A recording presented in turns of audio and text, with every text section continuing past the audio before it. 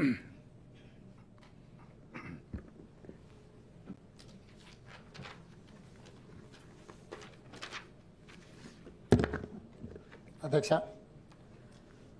ఉభయ సభలను ఉద్దేశించి ప్రసంగించిన గౌరవనీయులైన తెలంగాణ రాష్ట్ర గవర్నర్ గారికి హృదయపూర్వకంగా ధన్యవాదాలు తెలియజేస్తున్నా. అధ్యక్ష, గౌరవనీయులైన గవర్నర్ గారి ప్రసంగానికి ధన్యవాదాలు తెలిపే తీర్మానాన్ని పెద్దలు టి జీవన్ రెడ్డి గారు ప్రతిపాదించి, మహేష్ కుమార్ గౌడ్ గారు సమర్థించి, అదేవిధంగా ఈ చర్చలో సేరి సుభాష్ రెడ్డి గారు, అలుగుబెల్లి నర్సిరెడ్డి గారు, తాతా మధుసూదన్ గారు, తీన్మార్ మల్లన్న గారు, ఏవిఎన్ రెడ్డి గారు, రఘోత్తమ్ రెడ్డి గారు, ప్రొఫెసర్ కోదండరామ్ గారు, కల్వకుంట్ల కవిత గారు, ఆమెర్ అలీఖాన్ గారు, మీర్జా రియాజుల్ హుస్సేన్ ఎఫ్ఎండి గారు, చల్లా వెంకటరామరెడ్డి గారు, బల్మూర్ వెంకట నరసింహరావు గారు వారి వారి అభిప్రాయాలను తెలిపి ఈ చర్చలో పాల్గొని తమ అభిప్రాయాలు తెలియజేయడం జరిగింది. అధ్యక్ష, ఈ చర్చలో పాల్గొన్న వారందరికీ హృదయపూర్వకంగా అభినందన తెలియజేస్తున్నాను. భారత రాజ్యాంగం మనకు అందించిన స్ఫూర్తి, ఆదర్శాలు, ప్రజాస్వామ్య సాంప్రదాయాలకు కట్టుబడి కాంగ్రెస్ పార్టీ శాసనసభ శాసనమండలి సమావేశాలను నిర్వహిస్తుంది. అధ్యక్ష, కొన్ని అంశాలను ఈ సందర్భంగా నేను గుర్తు చేయదలుచుకున్నాను. అధ్యక్ష, తెలంగాణ ప్రజలకు కానీ ఈ సభలో ఉన్న సభ్యులకు కానీ, గత ప్రభుత్వం 2022 సంవత్సరంలో ఎప్పుడైనా బడ్జెట్ ప్రవేశపెట్టే సమావేశాల్లో ఉభయ సభలను ఉద్దేశించి గవర్నర్ గారి ప్రసంగంతో సమావేశాలు మొదలవుతాయి. ఆ తర్వాత వారి ప్రసంగం మీద చర్చ జరిపి, ఆ తర్వాత బడ్జెట్ను ప్రతిపాదించి, ఆ తర్వాత శాసనసభ సమావేశాలు కొనసాగుతాయి. సుదీర్ఘమైన పార్లమెంటరీ పార్టీ అనుభవాలు ఉన్న మీకు ఈ విషయాలన్నీ తెలుసు. కానీ 2022 సంవత్సరంలో గత ప్రభుత్వం గవర్నర్ గారి ప్రసంగం లేకుండానే శాసనసభ బడ్జెట్ సమావేశాలను నిర్వహించారు. అదేవిధంగా 2023లో కూడా అదే రీతిగా అదే విధమైన ప్రజాస్వామిక వ్యతిరేక విధానాలను వారు అవలంబించాలనుకున్నప్పుడు హైకోర్టు తీవ్రమైన వ్యాఖ్యలు చేసి ప్రభుత్వానికి సూచన చేయడంతో 2023లో గవర్నర్ గారి ప్రసంగాన్ని వారు తప్పనిసరి పరిస్థితిలో ఉభయ సభలను ఉద్దేశించి ప్రసంగించడానికి అవకాశం ఇచ్చారు. అధ్యక్ష, గడిచిన 15 నెలల్లో ప్రజాపాలనలో మా ప్రభుత్వంలో సాధించిన విజయాలను, తీసుకున్న నిర్ణయాలను 100% మేము ప్రజలకు ఇచ్చిన హామీలను అమలు చేసే ప్రయాణంలో చిత్తశుద్ధితో పనిచేస్తున్న అంశాన్ని మేము నిరూపించడం జరిగింది. అధ్యక్ష, అదేవిధంగా అధ్యక్ష, ప్రజల సంక్షేమం, ప్రజా శ్రేయస్సు కోసం మేము పరితపిస్తున్న తీరును ఉన్నట్టుగా కళ్ళకు కట్టినట్టుగా మేము చెప్పే ప్రయత్నం చేసినాం. అధ్యక్ష, అన్ని రంగాల్లో తెలంగాణ రాష్ట్రాన్ని దేశంలోనే సమున్నతంగా నిలబెట్టేందుకు నిర్విరామంగా మేము చేస్తున్న ప్రయత్నాలకు గవర్నర్ గారి ప్రసంగం అద్దం పట్టింది. అధ్యక్ష, శాసనసభలో హుందాగా వ్యవహరించాల్సిన ప్రతిపక్ష సభ్యులు కొందరు గవర్నర్ ప్రసంగం కాంగ్రెస్ పార్టీ కార్యకర్త ప్రసంగంలా ఉందని మాట్లాడారు. అధ్యక్ష, తమరికి తెలుసు, సాధారణ శాసనసభ ఎన్నికలు జరిగేటప్పుడు వివిధ రాజకీయ పార్టీలు ఆ పార్టీ యొక్క విధి విధానాలను ఎలక్షన్ మేనిఫెస్టో ద్వారా మనం ప్రజలకు వివరిస్తాం. కాంగ్రెస్ పార్టీ కూడా ఎలక్షన్ మేనిఫెస్టో కమిటీ చైర్మన్గా, సహచార మంత్రివర్గ సభ్యులు దుద్దిల్ల శ్రీధర్ బాబు గారు చైర్మన్గా ఉండి వివిధ నియోజకవర్గాలు, వివిధ జిల్లాలు, రాష్ట్రం నలుమూలల్లో తిరిగి ప్రజా సంఘాలతో పాటు, రైతు కూలీల సంఘాలతో పాటు, విద్యార్థి యువకులతో పాటు చాలా సంఘాలను కలిసి వాళ్ళ అభిప్రాయాలను సేకరించి అభిప్రాయాల మేరకు ఎన్నికల మేనిఫెస్టోను తయారు చేశాం. ఆ ఎన్నికల మేనిఫెస్టోను మేమందరం ప్రజల దగ్గరికి వెళ్ళి వివరించడంతో మార్పు రావాలి, మార్పు కావాలి, కాంగ్రెస్ రావాలి అని ప్రజలు ఒక తీర్పిచ్చి మాకు అధికారాన్ని అప్పచెప్పారు. అధికారాన్ని అప్పచెప్పిన తర్వాత మా ఎన్నికల మేనిఫెస్టోలో పొందుపరిచిన అంశాల ప్రాతిపదికననే ప్రభుత్వం యొక్క పరిపాలన కార్యాచరణను మేము చేపట్టడం జరిగింది. మేము ఏ కార్యాచరణతో పరిపాలన చేపట్టినమో గత 15 నెలల నుండి మా ప్రభుత్వం అమలు చేసిన సంక్షేమం కావచ్చు, అభివృద్ధి కార్యక్రమాలు కావచ్చు, సుపరిపాలన కావచ్చు, వీటన్నిటిని దృష్టిలో పెట్టుకొని తయారు చేసిన ప్రసంగాన్ని రాష్ట్ర మంత్రివర్గం ఆమోదించింది. రాష్ట్ర మంత్రివర్గం ఆమోదించిన అంశాలనే గవర్నర్ గారు ఉభయ సభలను ఉద్దేశించి ప్రసంగిస్తారు. ఇది రాజ్యాంగము కల్పించిన అవకాశము, రాజ్యాంగం కల్పించిన వెసులుబాటు. అంటే ఒక రాజకీయ పార్టీ తన ఎన్నికల మేనిఫెస్టోను తీసుకెళ్లి ప్రజల దగ్గరికి వెళ్ళి ప్రజల చేత ఆమోదింపజేసి ప్రభుత్వాన్ని ఏర్పాటు చేసిన ప్రభుత్వంలో మంత్రివర్గం తీసుకున్న నిర్ణయాలు అమలు చేసిన విధానాలనే మంత్రివర్గం ఆమోదించి గవర్నర్ గారి ప్రసంగాన్ని మొదలు పెడతారు. మరి ఈరోజు తమ ద్వారా ప్రతిపక్షాలను నేను అడుగుతున్న అధ్యక్ష, కాంగ్రెస్ పార్టీ విధానాలనే గవర్నర్ గారి ప్రసంగంలో పొందుపరచడం జరుగుతుంది. ప్రజల చేత తిరస్కారానికి గురై 10 సంవత్సరాలు తెలంగాణ రాష్ట్రాన్ని చెరబట్టి ఈరోజు రాజకీయంగా మనుగడ కోల్పోతున్న వాళ్ళ ఆలోచనలు గవర్నర్ గారి ప్రసంగంలో ఉండవు అధ్యక్ష. నేను అదే విషయం చెప్పాలనే ప్రయత్నం చేస్తున్న ప్రతిపక్ష పార్టీలకు, కానీ వాళ్ళు వినడానికి సిద్ధంగా లేరు. ఎందుకంటే ఈ చర్చ జరిగితే వాళ్ళు చేసిన తప్పులు చర్చకు వస్తే ఇక ఆ చర్చ ద్వారా వాళ్ళకు తలెత్తుకొని తిరగలేని పరిస్థితి ఉంటుంది అని చెప్పి వాళ్ళ ఆలోచనతోని ఈ రకంగా వ్యవహరిస్తున్నారు అధ్యక్ష. ఏళ్ళకేళ్ళుగా తెలంగాణకు పోరాడిన చరిత్ర ఉంది. అణిచివేతను అహంకారాన్ని ధిక్కరించి ఎదిరించే ఉద్యమ పునాదులు ఉన్నాయి తెలంగాణ రాష్ట్రానికి. 10 ఏళ్ల విధ్వంసం నియంత్రణ పోకడల నుంచి తెలంగాణలోని 4 కోట్ల మంది ప్రజలు మార్పును కోరుకొని ఆ మార్పులో భాగంగానే మాకు అధికారాన్ని అందించారు అధ్యక్ష. అందుకే ఈరోజు ఇక్కడ ఉన్నాం మేము. ఈరోజు ఈ బాధ్యత, ఈ కుర్చీ ఎవరో ఇస్తే వచ్చింది కాదు అధ్యక్ష. ప్రజలు తీర్పు ఇచ్చి ప్రజలు కోరుకొని ఇక్కడ ఉన్న వాళ్ళను కుర్చీలో నుంచి దించి 10 సంవత్సరాలు వాళ్ళు చేసిన విధ్వంసాన్ని ప్రజలు గమనించి ప్రజా తీర్పు ద్వారా మేము ఇక్కడికి వచ్చినాం అధ్యక్ష. ఎవరి దయా దాక్షిణ్యాలతోటో లేకపోతే ఎవరో కరుణిస్తేనో ఈరోజు ఈ కుర్చీలో లేము అధ్యక్ష. అదేవిధంగా పరిపాలన చేపట్టిన మొదటి రోజు నుంచే ప్రజా సంక్షేమం కోసం, రాష్ట్ర అభివృద్ధి కోసం పనిచేస్తూనే ఉన్నాం అధ్యక్ష. అందుకే ఈరోజు తెలంగాణలో ఉండే రైతుల కోసం, మహిళల కోసం, యువత కోసం, విద్యార్థుల కోసం, నిరుద్యోగుల కోసం, ఉద్యమకారుల కోసం, అమరవీరుల కుటుంబాల కోసం ఈ రాష్ట్ర అభివృద్ధిని, సంక్షేమాన్ని అమలు చేస్తూ ప్రజలకు ఒక పారదర్శకమైన పరిపాలన అందించడానికి మేము పూర్తి స్థాయిలో పనిచేసినాం. మేము కట్టుబడి ఉన్నాము ఈ రకమైన పరిపాలన అందించడానికి అధ్యక్ష. అదేవిధంగా అధ్యక్ష, తమరికి తెలుసు, ఈరోజు పదే ప్రతిపక్షాలు నేను మాట్లాడిన అంశాలను వక్రీకరించి వాళ్ళకు కావలసినట్టుగా అన్వయించుకొని, ఎందుకంటే నేను వివరాలు చెప్పబోయే ముందు వివరణ తమరు ఆదేశాలు ఇచ్చిండ్రు, ముఖ్యమంత్రి గారి ప్రసంగంలో ఈ విషయం ప్రస్తావిస్తారు అని. అందుకే ముందుగా ఆ విషయాన్ని ప్రస్తావించి నేను మిగతా వివరాల జోలికి వెళ్ళదలుచుకున్నా అధ్యక్ష. స్టేచర్ గురించి చర్చ జరిగింది అధ్యక్ష. నేను మాట్లాడిన మాట కట్టుబడి ఉంది అధ్యక్ష. 2023 డిసెంబర్ 3 కంటే ముందు బీఆర్ఎస్ పార్టీకి అధికారిక స్టేచర్ ఉండే అధ్యక్ష. డిసెంబర్ 3, 2023 నాడు అధికారంలో ఉన్న బీఆర్ఎస్ను అధికారంలో దించి ప్రతిపక్ష స్టేచర్ ఇచ్చిండ్రు అధ్యక్ష. అదేవిధంగా 2024 పార్లమెంట్ ఎన్నికల సందర్భంగా 8 సీట్లలో డిపాజిట్లు పోగొట్టి గుండు 0 ఇచ్చి ఆ పార్టీని మార్చరీకి పంపించిందని చెప్పిండ్రు అధ్యక్ష. నేను ఈరోజు కూడా నా మాట కట్టుబడి ఉన్నా. డిసెంబర్ 3, 2023 కంటే ముందు ఆ పార్టీకి ఉన్న స్టేచర్ అధికారము డిసెంబర్ 3 తర్వాత ఫలితాలు వచ్చిన తర్వాత ఆ పార్టీకి ప్రతిపక్ష స్టేచర్ వచ్చింది. అదేవిధంగా 2024 పార్లమెంట్ ఎన్నికల తర్వాత స్ట్రెచర్ మీద నుంచి ఆ పార్టీ ఈరోజు మార్చరీకి వెళ్ళిందని నేను చెప్పిన అధ్యక్ష. ఇందులో తప్పేముంది అధ్యక్ష? ఎందుకు వాళ్ళు వ్యక్తికి అన్వయించుకుంటున్నారు? ఈరోజు చంద్రశేఖరరావు గారి దగ్గర ఉన్న కుర్చీ, హోదా, ముఖ్యమంత్రి పదవి ప్రజా తీర్పు ద్వారా కాంగ్రెస్ పార్టీకి నాకు అవకాశం ఇచ్చింది అధ్యక్ష. ఇక చంద్రశేఖరరావు గారి దగ్గర నేను గుంజుకోవడానికి ఏమున్నది అధ్యక్ష? నేను ఎందుకు కోరుకుంటాను అధ్యక్ష? వారు 100 సంవత్సరాలు ఆయురారోగ్యాలతో ఉండాలి, వాళ్ళు ఎప్పటికీ ప్రతిపక్ష నాయకుడిగా ఉండాలి, ఇక్కడ నేనుండి ప్రజలకు సేవలు అందించాలి, ప్రజా పరిపాలన అందించాలని మేము కోరుకుంటున్నాం అధ్యక్ష. అయితే గీతే ప్రతిపక్ష హోదా నుంచి ఒకవేళ వారు లేకపోతే ఆ కుర్చీ కోసం పోటీ పడే వాళ్ళు వాళ్ళ కుటుంబంలోనే ఉన్నారు అధ్యక్ష. 4 ఉన్నారు. వాళ్ళు ఎవరైనా అట్లా కోరుకుంటూ ఉండొచ్చు అధ్యక్ష. నేను ఎప్పుడు కోరుకోను అధ్యక్ష. నేను ఎప్పుడైనా ఎన్నికల్లో పోటీ పడి ప్రజా తీర్పు కోరి ప్రజల ఆశీర్వాదంతో బాధ్యత చేపట్టాలనుకుంటున్నా తప్ప వాళ్ళ కుటుంబ సభ్యుల్లాగా ఎప్పుడు పోతాడా, ఎప్పుడు ఆ కుర్చీలో కూర్చుందామా? చంద్రశేఖరరావు గారు ముఖ్యమంత్రిగా ఉన్నప్పుడు కేటీ రామారావు గారే వారు దిగిపోతున్నారు, నేను ముఖ్యమంత్రి అవుతున్నాను, వారి అనుచరులు వారితో సహచర మంత్రివర్గ సభ్యులు శ్రీనివాస్ యాదవ్ గారు, శ్రీనివాస్ గౌడ్ గారు, దయాకరావు గారు వీళ్ళందరూ ఆ రోజుల్లో మాట్లాడిన అధ్యక్ష. ఇది వాస్తవము.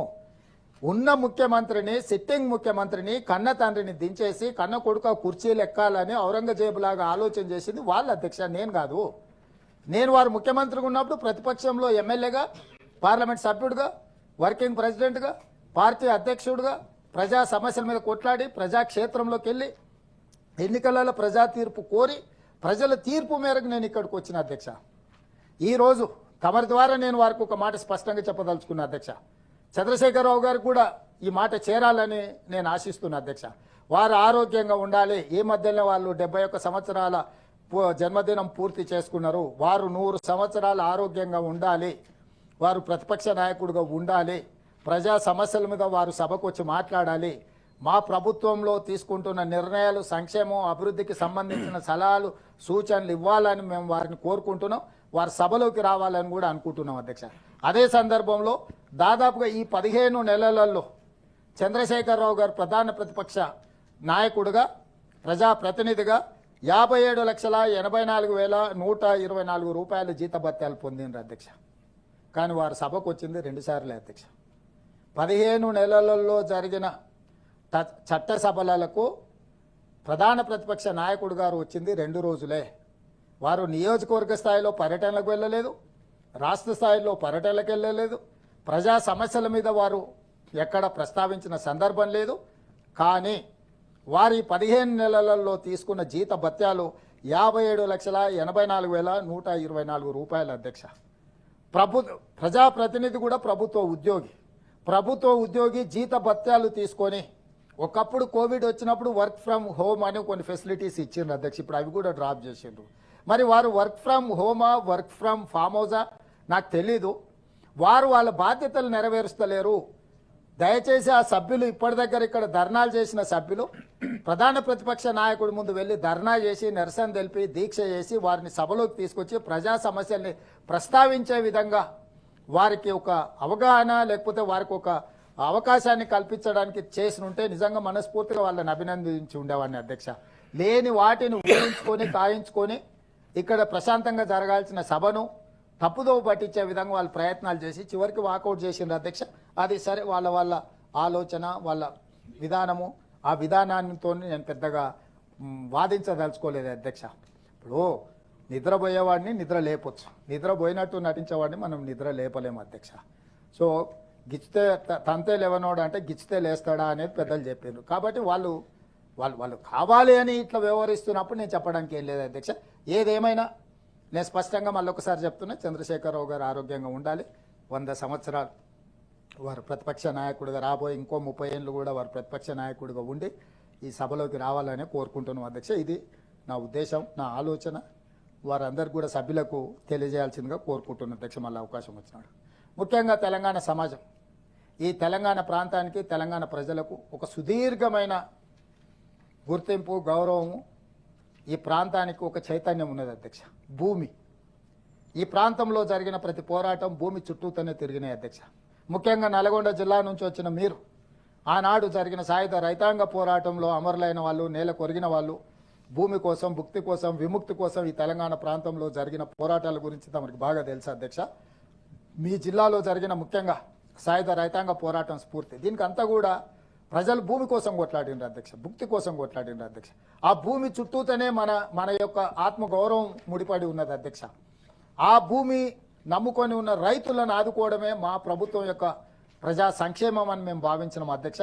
ముఖ్యంగా వ్యవసాయ వృత్తిని, అగ్రికల్చర్ ఈజ్ అవర్ కల్చర్ అని మేము భావించి మా కల్చర్ని మనం కాపాడుకోవడం మన బాధ్యత అనుకొని వ్యవసాయానికి అత్యంత ప్రాధాన్యత ఇచ్చిన రంగంగా మేము భావించినాం అధ్యక్ష. అందుకే ఎన్నికల కంటే ముందు ఎక్కడైనా మీరు ఆత్మహత్యలు చూడండి. ఆత్మహత్యలు రైతు పెట్టుబడి కోసం, పంట పండించడం కోసం, తన వృత్తిని ప్రవృత్తిగా మార్చుకొని ఆ భూమి కోసం లాభం రాకపోయినా, లాభసాటిగా లేకపోయినా తరతరాలుగా భూమినే నమ్ముకున్న కుటుంబాలు అప్పో సప్పో చేసి పంట పండించి ఇత్తనం వేస్తే ఆ ఇత్తనం మొలకెత్తి మొలక పంటగా మారి పంట లాభసాటిగా మారే వరకు రైతుకు దినదిన గండం అధ్యక్ష.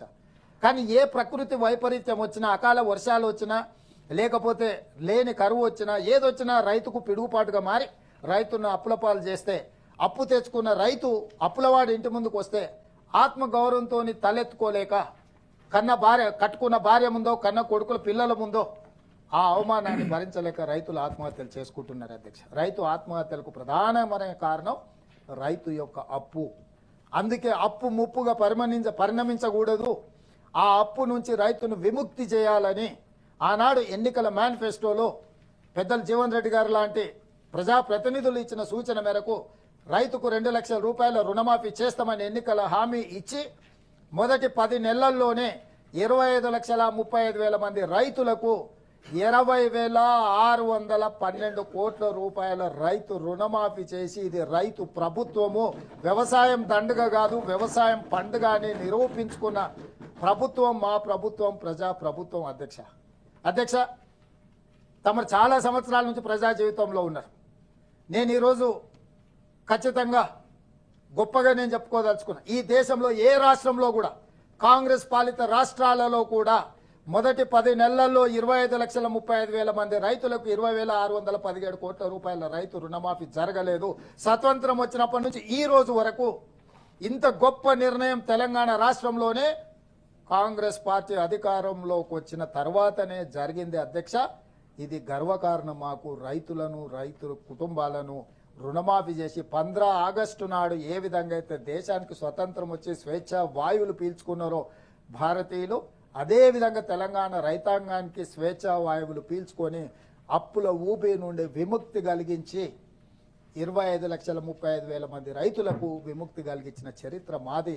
ఇంత గొప్ప చరిత్రను గవర్నర్ గారు ప్రసంగంలో ప్రస్తావిస్తే ప్రతిపక్షాలు గవర్నర్ గారు ప్రసంగాన్ని అడ్డుకునే ప్రయత్నం చేశారు అధ్యక్ష. రైతు బంధు గతంలో చంద్రశేఖరరావు గారు చాలా గొప్పగా చెప్పారు ప్రతిపక్ష నాయకుడు. కానీ 2023 వారు రైతు బంధు ఇవ్వకుండానే ఎన్నికల కోడ్ను అడ్డం పెట్టుకొని ఆ రైతులకు రైతు బంధు రాకపోతే అధికారంలోకి వచ్చిన ఎంబడే 7,625 కోట్ల రూపాయలు వారు ఇవ్వకుండా రైతులకు ఎగవేసిపోయిన వాటిని కూడా మేము వచ్చిన తర్వాత మా బాధ్యతగా భావించి, ఆ హామీ మాది కాదు, ఆ హామీ గత ప్రభుత్వాన్ని, కానీ గత ప్రభుత్వం ఇచ్చిన హామీ అని రైతులకు మేము అన్యాయం చేయలేదు. ఆ రైతులకు మేము వచ్చిన ఎంబడే మొదటి 3 నెలల్లోనే 7,625 కోట్ల రూపాయల రైతు ఖాతాలో లేచి రైతులను ఆదుకున్న చరిత్ర మాది అధ్యక్ష. అదేవిధంగా గత ప్రభుత్వం సంవత్సరానికి 10,000 రూపాయలు ఎకరాకు రైతులకు రైతు భరోసా పథకం కింద ఇస్తే ఈ 10,000 సరిపోదు, పెట్టుబడి పెరిగింది అని చెప్పి రైతు భరోసా పథకం కింద సంవత్సరానికి 12,000 రూపాయలకు పెంచి ప్రతి విడత 6,000 లాగా ఈరోజు రైతుల ఖాతాలలో రైతు భరోసా పథకాన్ని అమలు చేస్తూ వేస్తున్నాం అధ్యక్ష. ఇదే కాదు, నేను ఉప ముఖ్యమంత్రి గారు పాదయాత్రలు చేసినప్పుడు జిల్లాలకు పోయినప్పుడు జగిత్యాల అంటే రైతులు అత్యధికంగా ఉన్న ప్రాంతాలకు పోయినప్పుడు భూమి లేని రైతులు మాతో మాట్లాడిండ్రు అధ్యక్ష. భూమి ఉన్న వాళ్ళకు రైతు భరోసా ఇస్తున్నారు, కానీ ఉపాధి హామీ కూలీకి వెళ్ళే మా పరిస్థితి ఏంది? మమ్మల్ని ఆదుకోవాలి కదా, మేము కూడా మీ ప్రజలమే కదా, మేము ఎన్నుకున్న ప్రభుత్వమే కదా, మీరు మా గురించి ఆలోచన చేయండి అని అడిగినప్పుడు అందరితో ఆలోచన చేసి ఆ కుటుంబాల ఆవేదన అర్థం చేసుకోదగింది అని ఇందిరమ్మ ఆత్మీయ భరోసా పథకం కింద భూమి లేని పేదలకు కూడా ఉపాధి హామీ పథకము కూలీలకు కూడా సంవత్సరానికి 12,000 రూపాయలు ఇచ్చే పథకాన్ని ఇందిరమ్మ ఆత్మీయ భరోసా పథకం కింద రైతు కూలీలకు కూడా ఈరోజు ఈ పథకాన్ని అమలు చేసి దేశంలోనే ఎక్కడ లేని విధంగా ఈరోజు వాళ్ళ రైతు కూలీలను కూడా మేము ఆదుకుని ముందుకు వెళ్తున్నాం అధ్యక్ష. అదేవిధంగా అధ్యక్ష, ఆనాడు మీరు చూసి కేంద్ర రాష్ట్ర ప్రభుత్వాల యొక్క సత్సంబంధాలు లేకపోవడం, అనవసరమైన రాజకీయ వివాదాలకు వెళ్ళి ఆనాటి ముఖ్యమంత్రి కేంద్రాన్ని నిందించి కేంద్రం మీద నింద మోపి FCI కొనుగోలు చేయాల్సిన వడ్లను కొనకుండా వదిలేసి కల్లాల్లో కుప్పల మీదనే ప్రాణాలు వదులుతుంటే ఆ కల్లాల్లో ఉన్న వరి కుప్పలను రాష్ట్ర కేంద్ర ప్రభుత్వాలు సేకరించకుండా వదిలేసినాయి. రాష్ట్ర కేంద్ర ప్రభుత్వాలు పోటాపోటీగా నీదంటే నీది బాధ్యత అని పక్కన పెట్టారు. ఆనాటి ముఖ్యమంత్రి మాట అన్నాడు అధ్యక్ష, సమీక్ష చేసి ప్రభుత్వం వ్యాపారం చేయదు, ప్రభుత్వానికి వడ్లు కొంటే నష్టం, మేము కొనము, ఇది వ్యాపార సంస్థ కాదు అని వారు మాట్లాడారు. ఇదే కాకుండా అధ్యక్ష, ఊరేసుకుంటే ఊరేసుకున్నట్టే అని రైతులను ఊరేసుకోమని మీరు పండించిన మేము తీసుకోము అని చెప్పి వారు నిష్కర్షంగా రైతుల ముఖాన్ని చెప్పిండ్రు అధ్యక్ష. అట్లాంటి పరిస్థితి నుంచి మా ప్రభుత్వం వచ్చిన తర్వాత ఈ రైతులకు ఒక నమ్మకం, విశ్వాసం ఇచ్చినాం. మీరు పండించిన పంట చివరి గింజ వరకు కొనుగోలు చేస్తాము, ఎవరు అధైర్యపడాల్సిన పని లేదు. మీరు పండించిన వడ్లను కానీ ఏ పంటనైనా ప్రభుత్వం కొనుగోలు చేయగలిగిన ప్రతి పంటను మేము కొనుగోలు చేస్తాం, కనీస మద్దతు ధర ఇస్తామని చెప్పడమే కాకుండా సన్న వడ్లు పండిస్తే 500 రూపాయలు బోనస్ కూడా ఇస్తామని ఆనాడు రైతులకు మాట ఇచ్చి, పోయినసారి వానకాలంలో సన్న వడ్లు పండించిన రైతులకు 500 బోనస్ రూపంలో 1206 కోట్ల రూపాయలు బోనస్ కింద రైతులకు ఇచ్చి కొనుగోలు చేసి మొట్టమొదటిసారి ఈ దేశంలోనే 1,56,00,000 మెట్రిక్ టన్నుల వడ్లు ఉత్పత్తి స్వతంత్రం వచ్చినప్పటి నుంచి ఈ రోజు వరకు ఉమ్మడి రాష్ట్రానికంటే కూడా ఎక్కువ తెలంగాణ రాష్ట్రంలో అత్యధికంగా వడ్లను ఉత్పత్తి చేసిన రాష్ట్రం తెలంగాణ. 1,56,00,000 మెట్రిక్ టన్నుల వడ్లను పోయిన పంటలో పండించడం. ఎప్పుడు అధ్యక్ష?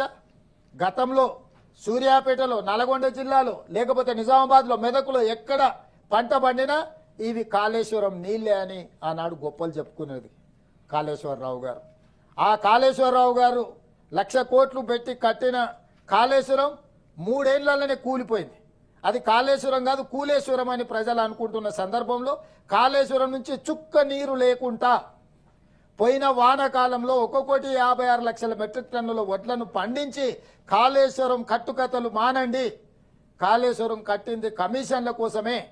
ఆనాడు కాంగ్రెస్ పార్టీ కట్టిన శ్రీరామ్ సాగర్, శ్రీపాద, ఎల్లంపల్లి ప్రాజెక్టుల ద్వారా సాగునీరును అందించి ఆనాడు కట్టిన శ్రీశైలం, నాగార్జున సాగర్ కింద నల్గొండ జిల్లాలో అత్యధికంగా తమరు నివసించే ప్రాంతంలో, మిర్యాలగూడ లాంటి ప్రాంతంలో అత్యధికంగా వడ్లను పండించి ఈ దేశానికి తలమానికంగా నా రైతాంగం నిలబడ్డది. ఆ వడ్లు కొనుగోలు చేసి 1 రూపాయి కూడా తగ్గకుండా ఆనాడు తాలి పేరు మీద, లేకపోతే తాలు పేరు మీద, తడి పేరు మీద, తుట్టి పేరు మీద క్వింటాల్కు 10 కిలోలు తీసుకున్నారు అధ్యక్ష. 10 కిలోలు క్వింటాల్కు పోయినాయంటే 250 రూపాయలు అధ్యక్ష. 1 ఎకరాకు 25 క్వింటాలు ఒకవేళ పండినాయని లెక్కేసుకుంటే దాదాపుగా 250 క్వింటాలు, 250 కిలోల తుట్టి తీసిండ్రు అధ్యక్ష. ఆ లెక్కేసుకుంటే మీకు యావరేజ్గా 10 నుంచి 12,000 రూపాయలు తుట్టి పేరు మీద కొట్టేసిండ్రు అధ్యక్ష 1 ఎకరానికి. కానీ ఆ ప్రభుత్వం ఇచ్చింది ఎకరాకు 10,000 సంవత్సరానికైతే, సంవత్సరానికి 25,000 తడి మీద, తుట్టి మీద కొట్టేసి రైతుల నడ్డి విరిసి రైతులను అప్పులపాలు నాడు చేస్తే ఈరోజు 1 కిలో కూడా తాలు పేరు మీదనో, తడి పేరు మీదనో, తుట్టి పేరు మీదనో తీస్తే కీళ్ళు కాళ్ళు ఇరుస్తామని ప్రభుత్వం చెప్పి విజిలెన్స్ అండ్ ఎన్ఫోర్స్మెంట్ ద్వారా, కలెక్టర్ల ద్వారా నియంత్రించి 1 రైతుకు కూడా 1 రూపాయి నష్టం, 1 గింజ నష్టం జరగకుండా పంట సేకరణ చేసినాం అధ్యక్ష. 3 రోజుల్లో వాళ్ళు అమ్ముకున్న వడ్లకు వాళ్ళ ఖాతాలో డబ్బులు వేసినాం అధ్యక్ష. గతంలో 3 నెలలకు కూడా వచ్చేటివి కాదు. అట్లా రైతాంగాన్ని ఆదుకొని రైతులను ఈరోజు ఆత్మగౌరవంతో బ్రతికే విధంగా చేసినాం అధ్యక్ష. అదేవిధంగా వ్యవసాయం నిరంతరం నిత్యం ఒక సంక్షోభం, కాలుతున్న రావణ కాష్టంగా ఉన్నది. దీనికి శాశ్వతమైన పరిష్కారం చూపించాలి అని ఇది పరిష్కరించడానికి వ్యవసాయ కమిషన్ అపాయింట్ చేసినాం అధ్యక్ష. స్వతంత్రం వచ్చినప్పటి నుంచి ఉమ్మడి రాష్ట్రంలో కానీ తెలంగాణలో కానీ వ్యవసాయ కమిషన్ లేదు అధ్యక్ష. రైతుల గురించి, రైతుల సమస్యలను వినడానికి, వాళ్ళ సమస్యలను పరిష్కరించడానికి, సహేతుకమైన సూచనలు చేయడానికి లేదు. అలాంటి వ్యవసాయాన్ని ప్రాధాన్యత రంగం కింద మేము ఆలోచన చేసి వ్యవసాయ కమిషన్ అపాయింట్ చేసి వ్యవసాయంలో నిష్ణాతులైన కోదండ రెడ్డి గారిని కమిషన్ చైర్పర్సన్గా నియమించి సభ్యులను కూడా వ్యవసాయం పట్ల పూర్తి అవగాహన ఉన్న వాళ్ళని సభ్యులు చేసి వ్యవసాయ కమిషన్ ద్వారా ఈరోజు సూచనలు తీసుకొని రైతులను ఆదుకునే ప్రయత్నం చేస్తున్నాం అధ్యక్ష. అదేవిధంగా మహిళలు తెలంగాణ సమాజంలో, తెలంగాణ ఉద్యమంలో మహిళలది అత్యంత కీలకమైన పాత్ర. ఈనాడే కాదు, ఆనాటి నుంచి సమ్మక్క సారలమ్మ కావచ్చు, చాకలి ఐలమ్మ కావచ్చు, రాణి రుద్రమ్మ కావచ్చు, ఈ రకంగా చెప్పుకుంటూ వెళ్తే తెలంగాణ సమాజాన్ని స్ఫూర్తినిచ్చి పోరాటాలు చేసి తెలంగాణ ఆత్మ గౌరవాన్ని నిలబెట్టింది మహిళలు. తెలంగాణ ఉద్యమంలో ముందు బాగానే నిలబడి పోరాటం చేసింది మహిళలు. ఆ మహిళల యొక్క సాధికారత కోసం కాంగ్రెస్ పార్టీ నిరంతరం ప్రయత్నం చేసింది అధ్యక్ష.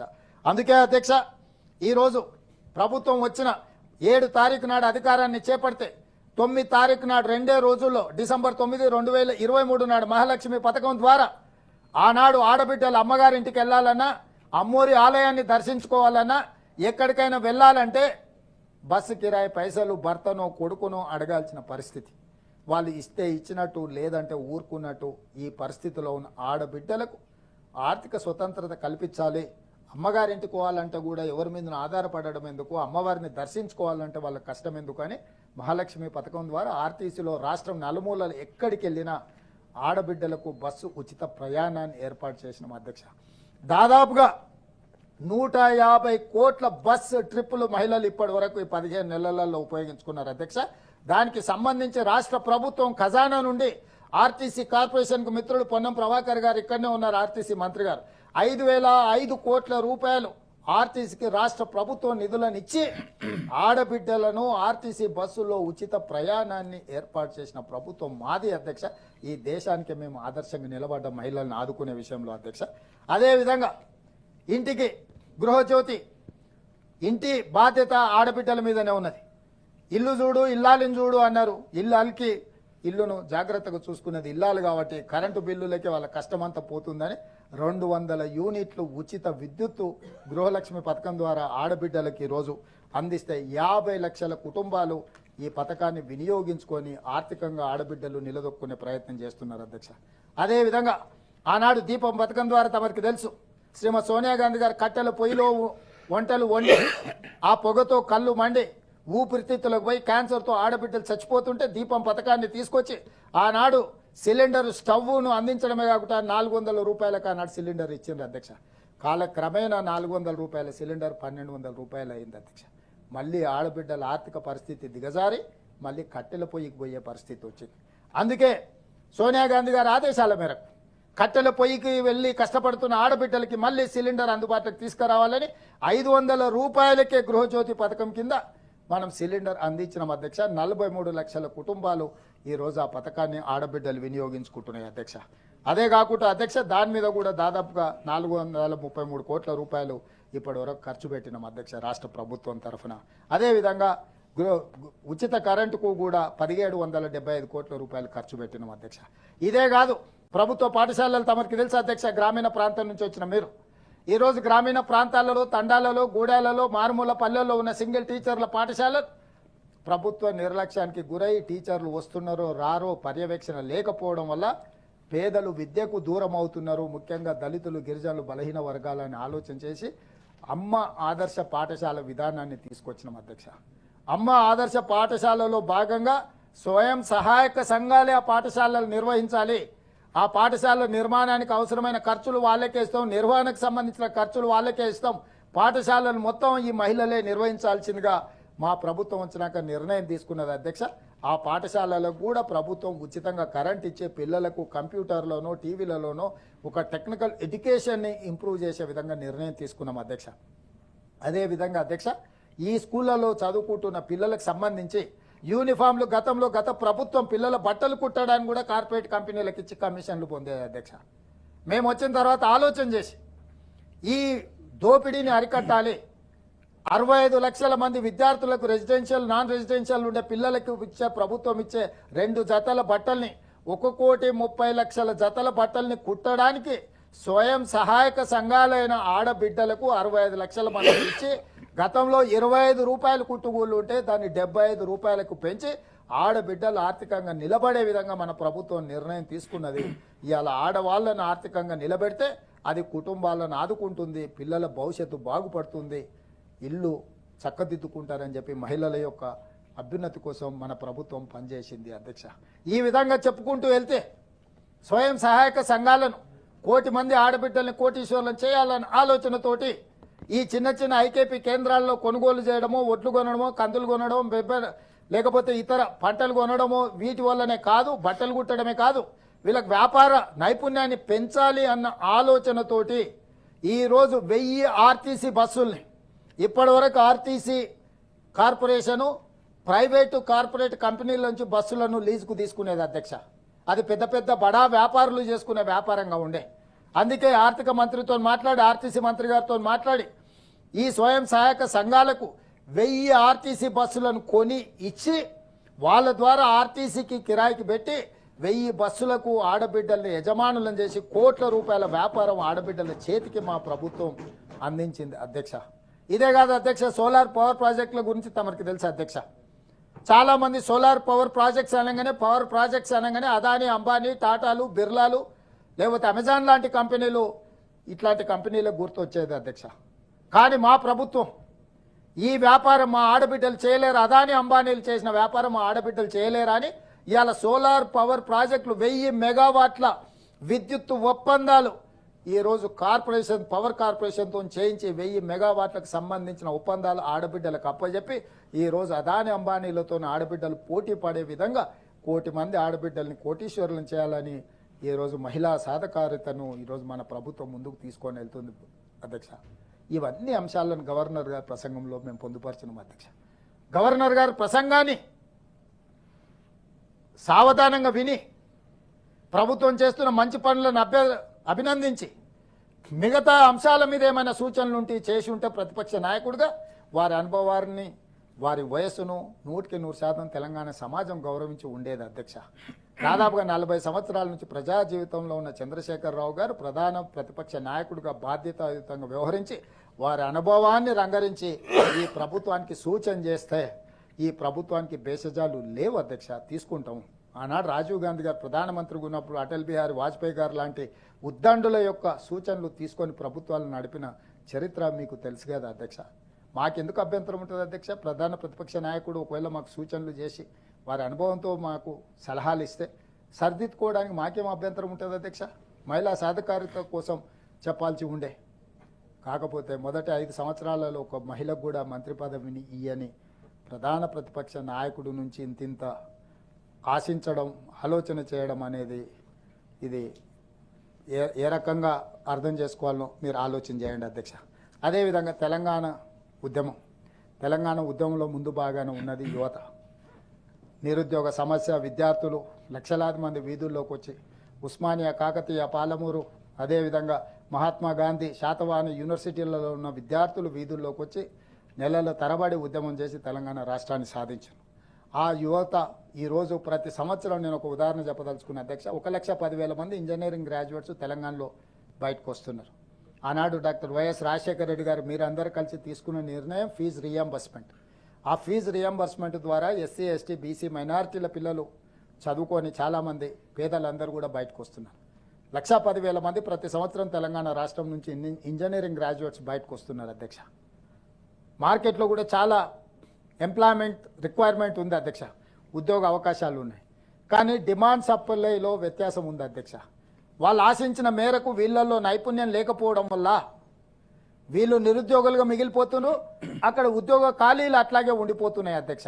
అందుకే ఆలోచన చేసిన మేము బాధ్యత తీసుకున్న తర్వాత ఐటీ అండ్ ఇండస్ట్రీస్ మినిస్టర్తో పాటు మిగతా కార్పొరేట్ కంపెనీలకు సంబంధించిన వ్యక్తులను పిలిచి వాళ్ళందరితో చర్చించడం ఏంది, వాళ్ళ సమస్య ఏంది, ఆ సమస్యకు పరిష్కారం ఏంది. అప్పుడు ఒక ఆలోచనకు వచ్చి యంగ్ ఇండియా స్కిల్స్ యూనివర్సిటీని ఈ గ్రాడ్యుయేట్స్ను కానీ ఇంజనీరింగ్ గ్రాడ్యుయేట్స్ను కానీ సాంకేతిక నైపుణ్యాన్ని పెంపొందించి సాంకేతిక నైపుణ్యంలో వారికి శిక్షణ ఇవ్వాలి అని ఒక ఆలోచన చేసి ప్రభుత్వమే వాటిని నిర్వహిస్తే ఎనీ అదర్ యూనివర్సిటీ లాగా మళ్ళీ దాని ప్రాధాన్యత తగ్గుతుందేమని దిగ్గజాలైన కార్పొరేట్ కంపెనీలకు సంబంధించిన చైర్మన్లను పిలిచి కూర్చోబెట్టి వాళ్ళని ఒప్పించి యంగ్ ఇండియా స్కిల్స్ యూనివర్సిటీ చైర్పర్సన్గా Mahindra and Mahindra group chairperson Anand Mahindra ఈ దేశంలోనే ఈ ప్రపంచంలోనే ఒక వ్యాపార దిగ్గజంగా గుర్తింపు పొందిన ఆనంద్ మహేంద్రను యంగ్ ఇండియా స్కిల్స్ యూనివర్సిటీ చైర్పర్సన్గా ఒప్పించి అతన్ని చైర్పర్సన్గా పెట్టిన అధ్యక్ష. రెడ్డి ల్యాబ్స్, అరబిందో, అపోలో లాంటి పెద్ద పెద్ద కార్పొరేట్ కంపెనీలు నడిపే వాళ్ళని బోర్డ్ ఆఫ్ డైరెక్టర్గా తీసుకొచ్చిన అధ్యక్ష. ఈరోజు ప్రభుత్వం ఎగ్జిస్టింగ్ ఇన్ఫ్రాస్ట్రక్చర్లో ఇయర్ ఆల్రెడీ అడ్మిషన్ చేసి 20,000 మందిని ఆల్మోస్ట్ రిక్రూట్ చేసి వాళ్ళకి శిక్షణ ఇస్తున్నాం అధ్యక్ష. ఇందులో ఉన్న ప్రత్యేకత ఏంటంటే ఏ కార్పొరేట్ కంపెనీలు అయితే బోర్డ్ ఆఫ్ డైరెక్టర్స్గా ఉన్నారో వాళ్ళ పరిశ్రమలలో ఏదైతే అవసరం ఉందో అదే కరికులం కింద, అదే సిలబస్ కింద దాని మీదనే శిక్షణ ఇచ్చి వాళ్ళే విద్యార్థులను సెలెక్ట్ చేసి వాళ్ళకే శిక్షణ ఇచ్చి వాళ్ళని డైరెక్ట్ వాళ్ళ కంపెనీలు అడాప్ట్ చేసుకొని ఉద్యోగ అవకాశాలు కల్పించే విధంగా ఆ సంస్థలను ఒప్పించి ఈరోజు యంగ్ ఇండియా స్కిల్స్ యూనివర్సిటీని తీసుకొచ్చి ఒక నూతన శకానికి తెలంగాణ రాష్ట్రం నాంది పలికింది అధ్యక్ష. ఈ దేశంలో ఎక్కడా లేదు. ఈ దేశంలో గొప్ప కార్పొరేట్ కంపెనీల డైరెక్టర్లు అందరినీ ఒక వేదిక మీదకి తీసుకొచ్చి, ఎందుకంటే ఎవరికి వాళ్ళ ఇండివిజువల్ కార్పొరేట్ కంపెనీ యజమానులు వాళ్ళు, కానీ వాళ్ళందరినీ కలిపి ఒక దగ్గరికి తీసుకొచ్చి కూర్చోబెట్టిన ఒక గొప్ప సందర్భం తెలంగాణ రాష్ట్రంలోనే జరిగింది. అది ఈ ప్రభుత్వం వల్లనే సాధ్యమైంది. ఈరోజు వాళ్ళందరినీ ఒక బోర్డు మీదకి పట్టుకొచ్చిన అధ్యక్ష. వాళ్ళకు వ్యాపార పోటీలు ఉన్నాయి. అయినా ఈ ప్రభుత్వం వాళ్ళందరినీ ఒక వేదిక మీదకి, ఒక ప్లాట్ఫామ్ మీదకి, ఒక రూమ్లోకి తీసుకొచ్చి కూర్చోబెట్టి ఈరోజు యంగ్ ఇండియా స్కిల్స్ యూనివర్సిటీ ద్వారా తెలంగాణలో చదువుకుంటున్న పట్టభద్రులకు సాంకేతిక నైపుణ్యం అందించి వాళ్ళకు ఉద్యోగ ఉపాధి అవకాశాలు కల్పించి ఈ దేశంలోనే పక్క దేశంలో మిడిల్ ఈస్ట్ కంట్రీస్ కూడా ఈరోజు పంపించడానికి చేస్తున్నాం. పారామెడికల్, నర్సింగ్ ఆడపిల్లలు చదువుకొని వస్తున్నారు. చాలా దేశాలలో అవకాశాలు ఉన్నాయి. వాళ్ళకి ఎలా వెళ్ళాలనో ఎక్కడికి వెళ్ళాలనో తెలియని పరిస్థితుల్లో యంగ్ ఇండియా స్కిల్స్ యూనివర్సిటీ ద్వారా వాళ్ళందరికీ అవకాశాలు కల్పించి వాళ్ళను ఉపాధి కల్పించే ప్రయత్నం చేస్తున్నాం, ఉద్యోగాలు ఇప్పించే ప్రయత్నం చేస్తున్నాం అధ్యక్ష. ఇది ఒక గొప్ప ప్రయోగం. ఇదే కాదు, 140 కోట్ల జనాభా ఉన్న ఈ భారతదేశం మొన్న జరిగిన ఒలింపిక్స్లో ఒక్క గోల్డ్ మెడల్ అయినా వచ్చిందా అధ్యక్ష? కానీ సౌత్ కొరియన్ యూనివర్సిటీకి పోయిన అధ్యక్ష నేను 10 మిలియన్ అంటే కోటిన్నర జనాభా ఉన్న అక్కడ ఒక 30 ఎకర్స్ క్యాంపస్లో సౌత్ కొరియన్ స్పోర్ట్స్ యూనివర్సిటీకి నేను అక్కడికి వెళ్తే ఆ దేశము 32 మెడల్స్ సాధించింది అధ్యక్ష ఒలింపిక్స్లో. అందులో ఒక యూనివర్సిటీనే, only one university they have got 16 medals. ఒక అమ్మాయిని నేను కలిసిన ఆర్చరీలో 3 గోల్డ్ మెడల్స్ సాధించింది అధ్యక్ష ఒలింపిక్స్లో. ఎక్కడనో ఆషామాషి పోటీలలో కాదు, ఒలింపిక్స్ పోటీలలో ఒకే అమ్మాయి, సౌత్ కొరియన్ అమ్మాయి, సౌత్ కొరియన్ స్పోర్ట్స్ యూనివర్సిటీలో 3 గోల్డ్ మెడల్స్ ఒక అమ్మాయి సాధించిందని అంటే ఎంత గొప్ప కీర్తి అధ్యక్ష ఆ దేశానికి. కానీ 140 కోట్ల జనాభా ఉన్న దేశంలో మనం ఏమీ చేయలేకపోయినాం అధ్యక్ష. అందుకే 2036 నాడు నరేంద్ర మోడీ గారి దేశంలో ఒలింపిక్స్ నిర్వహిస్తూ ఉంటారు. 2036లో 2028లో జరగబోయే ఒలింపిక్స్లో ఈ దేశం నుంచి గోల్డ్ మెడల్స్ సాధించాలన్న ఆలోచనతో young India sports university, young India sports అకాడమీని ఈరోజు ప్రారంభించి దిగ్గజాలైన కార్పొరేట్ కంపెనీలు స్పోర్ట్స్లో రాణించిన వాళ్ళను ఈరోజు ఆ బోర్డ్ ఆఫ్ డైరెక్టర్గా తీసుకొస్తున్నాం అధ్యక్ష. దానికోసం సౌత్ కొరియాతోని same south Korean sports university నుంచి, అదేవిధంగా ఆస్ట్రేలియా దేశంలో ప్రపంచంలోనే పేరుగాంచిన స్పోర్ట్స్ యూనివర్సిటీ నుంచి ఈరోజు ఒప్పందాలు చేసుకున్నాం. అక్కడి నుంచి శిక్షకులు వచ్చి మన దగ్గర ఉన్న క్రీడాకారులకు శిక్షణ ఇచ్చి వాళ్ళలో నైపుణ్యాన్ని పెంపొందించడానికి ఈరోజు మనం ఒక గొప్ప నిర్ణయం తీసుకొని ముందుకు వెళ్తున్నాం అధ్యక్ష. దీన్నైనా స్పోర్ట్స్ స్పిరిట్ చూపించి ప్రతిపక్షాలు అభినందించాల్సిన అవసరం ఉన్నది అధ్యక్ష. ఇది దేశ ప్రతిష్ట పెంచడానికి కోసం మేము చేస్తున్న ప్రయత్నం అధ్యక్ష. తెలంగాణ నుంచి మెడల్స్ సాధిస్తే ఒక పివి సింధునో, నిఖత్ జరీనో, లేకపోతే సిరాజో క్రికెట్లో వరల్డ్ కప్ సాధిస్తే వాళ్లకు సిరాజ్ ఇంటర్మీడియట్ చదువుకున్నది అధ్యక్ష. కానీ క్రికెట్ వరల్డ్ కప్లో రాణించిండని అన్ని మినహాయింపులు ఇచ్చి సిరాజుద్దీన్కి ఈరోజు DSP cadre post, group 1 post మన రాష్ట్ర ప్రభుత్వం ఇచ్చి నజరానా ఇచ్చింది అధ్యక్ష. నిఖత్ జరీన్కి బాక్సింగ్లో ఛాంపియన్షిప్ సాధించినందుకు ఆ అమ్మాయికి గ్రూప్ 1 పోస్టు డిఎస్పీ పోస్ట్ ఇచ్చి 2 కోట్ల నగదిచ్చి ఈరోజు ఆ అమ్మాయిని ప్రోత్సహిస్తున్నాం అధ్యక్ష. క్రీడలకు మనం అంత ప్రాధాన్యత ఇస్తున్నాం. అదేవిధంగా దీప్తి వరంగల్ నుంచి పారామెడికల్లో కాన్సెప్ట్స్ పథకం సాధించినందుకు గ్రూప్ 2 ఉద్యోగం ఇచ్చి 25 లక్షలు ఇచ్చి వరంగల్లో ఇంటి స్థలాన్ని ఇవాళ అమ్మాయికి ఇచ్చి మనం క్రీడల్ని ప్రోత్సహిస్తున్నాం అధ్యక్ష. ఇట్లాంటి మంచి విధానాలు తీసుకున్నందుకు గవర్నర్ గారి ప్రసంగంలో ఈ అంశాలు ప్రభుత్వం తీసుకున్న నిర్ణయాలనైనా ఒక స్పోర్ట్స్ స్పిరిట్తోని ప్రతిపక్షాలు అభినందిస్తాయనుకున్నాం. రాజకీయపరమైన విభేదాలు ఉండొచ్చు అధ్యక్ష, ఉంటాయి డెఫినెట్గా. ఎస్, ఐడియాలజికల్ డిఫరెన్సెస్ ఉండొచ్చు, అడ్మినిస్ట్రేటివ్ డిఫరెన్సెస్ ఉండదు. I do agree, they may differ, they may argue with us, we don't mind. కానీ మంచిని మంచి అనడానికి కూడా విఘ్నత లేకపోతే 40 సంవత్సరాల అనుభవం ఉంది, మాకు స్టేచర్ ఉంది అని అంటే ఏం చేయడానికి మీ స్టేచరు? ఈ రాష్ట్రానికి ఏమన్నా ఉపయోగపడుతుందా? మీ స్టేచర్ గురించి ఉన్న బాధలు 1% స్టేట్ ఫ్యూచర్ గురించి మీకు ఉంటే మీరు చట్టసభలోకి వచ్చి మాకు సూచన చేసి ఉంటే స్టేట్ ఫ్యూచర్ పట్ల మీకున్న పట్టింపేందో ప్రజలకు అర్థమై ఉండేది అధ్యక్ష. నా కోసం కాదు, ప్రజలు మీకు ప్రధాన ప్రతిపక్ష హోదా ఇచ్చిండ్రు, ప్రభుత్వం జీత భత్యాలు ఇస్తుంది, జీత భత్యాలు తీసుకొని ఏమాత్రం పని చేయకుండా ఉంటాను నేను అని బరితెగింపు అనేది ప్రజాస్వామ్యానికి మంచిది కాదని మాత్రమే నా విజ్ఞప్తి అధ్యక్ష తమరి ద్వారా. అందుకే అదేవిధంగా ఐటీఐలు మీకు తెలుసు అధ్యక్ష, 1956లో ఫస్ట్ టైం మొదలైంది ఐటీఐ, ఇండస్ట్రియల్ ట్రైనింగ్ ఇన్స్టిట్యూట్. ఆ రోజుల్లో సాంకేతిక నైపుణ్యం ఇచ్చడం ద్వారా ఫిట్టరో, ఎలక్ట్రికలో, లేకపోతే ప్లంబరో, ఇతర రకరకాల పనులు నేర్చుకోవడం ద్వారా పని నేర్పించి సర్టిఫికెట్ ఇచ్చి వాళ్ళకు ఒక ఉపాధి అవకాశాలు, ఉద్యోగ అవకాశాలు ఇచ్చేది అధ్యక్ష. ఈ రోజుకి అప్పుడు మొదలుపెట్టిన సిలబస్ ఈ రోజు కూడా ఉంది.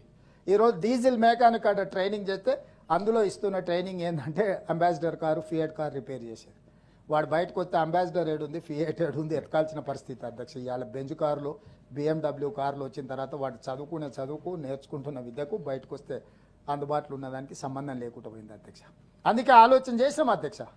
తెలంగాణ రాష్ట్రంలో 65 ఐటీఐలు ఉన్నాయి అధ్యక్ష. ఈ 65 ఐటీఐలలో నేర్పుతున్న వృత్తికి బయటకు వచ్చిన తర్వాత ఉన్న అవకాశాలకు ఉపాధికి సంబంధం లేకుండా పోయింది అధ్యక్ష. డిస్కనెక్ట్ అయిపోయింది. ఆ పిల్లలు నిరుద్యోగులుగా చదువుకునేది ఒకటి, బయటకు వస్తే చేయాల్సింది ఇంకొకటి.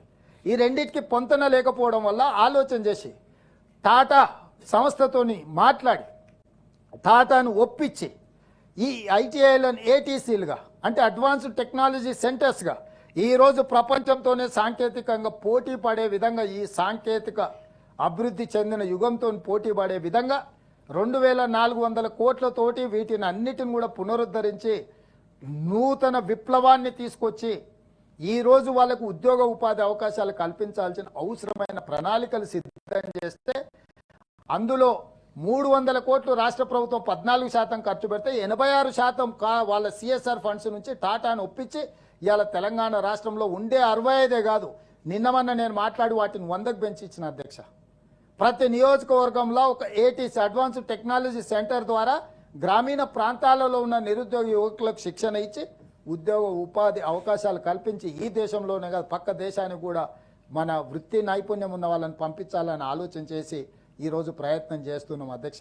టాటా కంపెనీ చేపట్టిన గొప్ప పనినైనా ప్రతిపక్షాలు అభినందిస్తాయని నేను ఆశించిన అధ్యక్ష. గవర్నర్ గారి ప్రసంగంలో ఇవన్నీ ఉన్నందుకు అరే ఇదైనా మంచి కార్యక్రమం, ఈ అడ్వాన్స్ టెక్నాలజీ సెంటర్స్ని మేము వెల్కమ్ చేస్తున్నాం, దీన్ని ఇంకా మనం వేగంగా చేసుకోవాలి అందిపుచ్చుకోవాలని చెప్పినుంటే నిజంగా వాళ్ళని అభినందించి ఉండేవాళ్ళం అధ్యక్ష. సరే వాళ్ళ ఆలోచన వాళ్ళది. అదేవిధంగా అధ్యక్ష సివిల్స్ మీరు ఏ ఆఫీసర్లైనా చూడండి, బీహార్ అత్యంత వెనుకబడ్డదని మనం చర్చించుకుంటుంటాం అప్పుడప్పుడు. కానీ ఈరోజు చాలామంది ఐఏఎస్లు, ఐపీఎస్లు, ఐఎఫ్ఎస్లు, ఐఆర్ఎస్లు మనం చూస్తే బీహారు ఇతర రాష్ట్రాల నుంచి వచ్చిన వాళ్ళు మన దగ్గర ఉన్నారు. ఆంధ్రప్రదేశ్ తెలంగాణ నుంచి, ముఖ్యంగా తెలంగాణ నుంచి ఐఏఎస్లు, ఐపీఎస్లు, ఐఎఫ్ఎస్లు చాలా తక్కువగా సెలెక్ట్ అవుతున్నారు అధ్యక్ష. ఎందుకంటే కోచింగ్ సెంటర్లు ఢిల్లీలో ఉండడమో లేకపోతే మన దగ్గర ఐటీ నిపుణుల కింద ఐటీ రంగంలో విదేశాలకు పోవాలనో రకరకాల కారణాల చేత మనం ఫోకస్ పెట్టలేకపోయినాం. కానీ మా ప్రభుత్వం వచ్చిన తర్వాత సివిల్స్లో మన వాళ్ళు ఉండాలి, ఈ దేశ భవిష్యత్తే ఐఏఎస్, ఐపీఎస్ అధికారుల చేతుల్లో ఉన్నది కాబట్టి మన తెలంగాణ బిడ్డలు కూడా ఐఏఎస్లు, ఐపీఎస్లు కావాలి, డాక్టర్లు, లాయర్లు కావాలని ఒక ఆలోచనతోటి ఐఏఎస్, ఐపీఎస్ ప్రిలిమ్స్ పాస్ అయిన వాళ్లకు రాజీవ్ గాంధీ సివిల్స్ అభయహస్తం పథకాన్ని ప్రవేశపెట్టిన అధ్యక్ష. దీనికి సంబంధించి సింగరేణి సంస్థ కార్పొరేట్ నిధుల నుంచి ప్రిలిమ్స్ పాస్ అయిన వాళ్లకు తలా ₹1,00,000 నగదు ఇచ్చి భుజం తట్టి అభినందించినాం. మెయిన్స్కు సెలెక్ట్ అయిన వాళ్ళకు మళ్ళీ ₹1,00,000 ఇచ్చినాం. ఇదే కాకుండా ఢిల్లీకి వెళ్ళి కోచింగ్ సెంటర్లలో కోచింగ్ తీసుకున్న వాళ్ళకి ఢిల్లీలో వసతులతో పాటు మన పిల్లలు సెలెక్ట్ కావాలని చెప్పి వాళ్ళకి ఏ రకంగా ప్రోత్సాహాన్ని ఇవ్వాలనో వాళ్ళందరినీ పిలిచి జ్యోతిరావు పూలే ప్రగతి భవన్ అని ఆనాడు పిలిచే జ్యోతిరావు పూలే భవన్ పిలిచి నేను, ఉప ముఖ్యమంత్రి గారు, మంత్రులందరూ వాళ్ళని వెన్ను తట్టి వాళ్ళకు నగదు బహుమతిగా ఇచ్చి, ఈ నగదు అనేది టోకెన్ అధ్యక్ష, మేము ఇచ్చే 1,00,000, 2,00,000 వాళ్ళ జీవితాలను పూర్తిగా మార్చేస్తుందని నేను అనను. మా కన్సర్న్ ఈ ప్రభుత్వం మాది, మా పట్ల సానుభూతితో ఉంది, మా ఎదుగుదలని ప్రభుత్వం కోరుకుంటుంది అని ఒక అభినందించడానికి పిల్లలకి ఏముంటుంది అధ్యక్ష? ప్రోత్సహించడమే. మనం పెద్దలుగా మనం వాళ్ళని ప్రోత్సహించి భుజం తడితే వాళ్ళకు కాన్ఫిడెన్స్ లెవెల్ పెరుగుతుంది అధ్యక్ష. ఆ సివిల్స్కు ప్రిపేర్ అయ్యే వాళ్ళ యొక్క కాన్ఫిడెన్స్ లెవెల్ని పెంపొందించడానికి ప్రభుత్వం రాజీవ్ గాంధీ సివిల్స్ అభయహస్తం పథకాన్ని తీసుకొచ్చి సెలెక్ట్ అయిన వాళ్ళందరూ కూడా తలా ₹1,00,000 2 విడతలుగా లక్ష ఇచ్చి వాళ్ళని ప్రోత్సహించే పథకం తీసుకొచ్చినాం అధ్యక్ష యువకుల కోసం. అదేవిధంగా అధ్యక్ష తెలంగాణ ఉద్యమం పార్లమెంట్లో మీరు ఎంత కొట్లాడినో తెలంగాణ సమాజం అంతా చూసింది. మొట్టమొదటి 69 తెలంగాణ ఉద్యమం పాల్వంచలో ఒక చిన్న బంట్రోతు ఉద్యోగంతో మొదలైన ఉద్యమం, మొదటి ఉద్యమం ఎక్కడికి వెళ్ళిందో మీకు తెలుసు. మళ్ళీ తెలంగాణ ఉద్యమం కూడా చుట్టూతో తిరిగింది నిరుద్యోగ సమస్య మీదని. తెలంగాణ సాధనలో కాకతీయ, ఉస్మానియా యూనివర్సిటీల పిల్లలు ముందు బాగానే నిలబడి ఏ విధంగా అమరులైనరో, నేల కొరిగినరో మీకు తెలుసు. ప్రధానమైన సమస్య నిరుద్యోగ సమస్య. గత ప్రభుత్వంలో ఉన్న పెద్దలు వాళ్ళ కుటుంబ సభ్యుల యొక్క ఉద్యోగ ఉపాధి అవకాశాల కోసమే చూసిండ్రు తప్ప తెలంగాణ సమాజంలో ఉన్న పిల్లల ఉద్యోగ ఉపాధి కోసం చూడలేదు అధ్యక్ష. కానీ మా ప్రభుత్వం, మన ప్రభుత్వం, ప్రజా ప్రభుత్వం వచ్చిన డిసెంబర్ 7, 2023 నుంచి మొదలు పెడితే మొన్నటి వరకు లెక్కేస్తే 57,924 ప్రభుత్వ ఉద్యోగ ఖాళీలను భర్తీ చేసి దేశ చరిత్రలోనే రికార్డు తిరగరాసిన అధ్యక్ష. దేశంలో ఏ రాష్ట్రం కూడా నేను కాంగ్రెస్ పాలిత రాష్ట్రాలలో కూడా మొదటి 15 నెలల్లో 57,924 ప్రభుత్వ ఉద్యోగ ఖాళీలను భర్తీ చేసిన చరిత్ర లేదు. నేను గర్వంగా చెప్పుకుంటున్న దేవుడిచ్చిన ఒక గొప్ప అవకాశంగా మా మంత్రివర్గ సహచరులు మేమందరం భావిస్తున్నాం అధ్యక్ష. ఈరోజు తెలంగాణ రాష్ట్రంలో ఇన్ని ఉద్యోగ ఖాళీలను భర్తీ చేసినాం అధ్యక్ష. కేంద్ర ప్రభుత్వం చేసిన సర్వే గత ఏడాది 2023 జూలై నుంచి సెప్టెంబర్ వరకు నిరుద్యోగ రేటు 22.9% ఉంటే 2024 జూలై నుంచి సెప్టెంబర్ వరకు 18.1% తగ్గింది అధ్యక్ష. ఈ సర్వే కేంద్ర గణాంక శాఖ నిర్వహించిన లేబర్ ఫోర్స్ సర్వే అధ్యక్ష. తెలంగాణ రాష్ట్రంలోని దేశం మొత్తం మీద నిరుద్యోగ సమస్య పెరిగిపోతే తెలంగాణ రాష్ట్రంలో నిరుద్యోగ సమస్య 22.9 నుంచి మన ప్రభుత్వం ఏర్పడిన తర్వాత 18.1% తగ్గించి దేశంలోనే ఈరోజు నిరుద్యోగ సమస్యను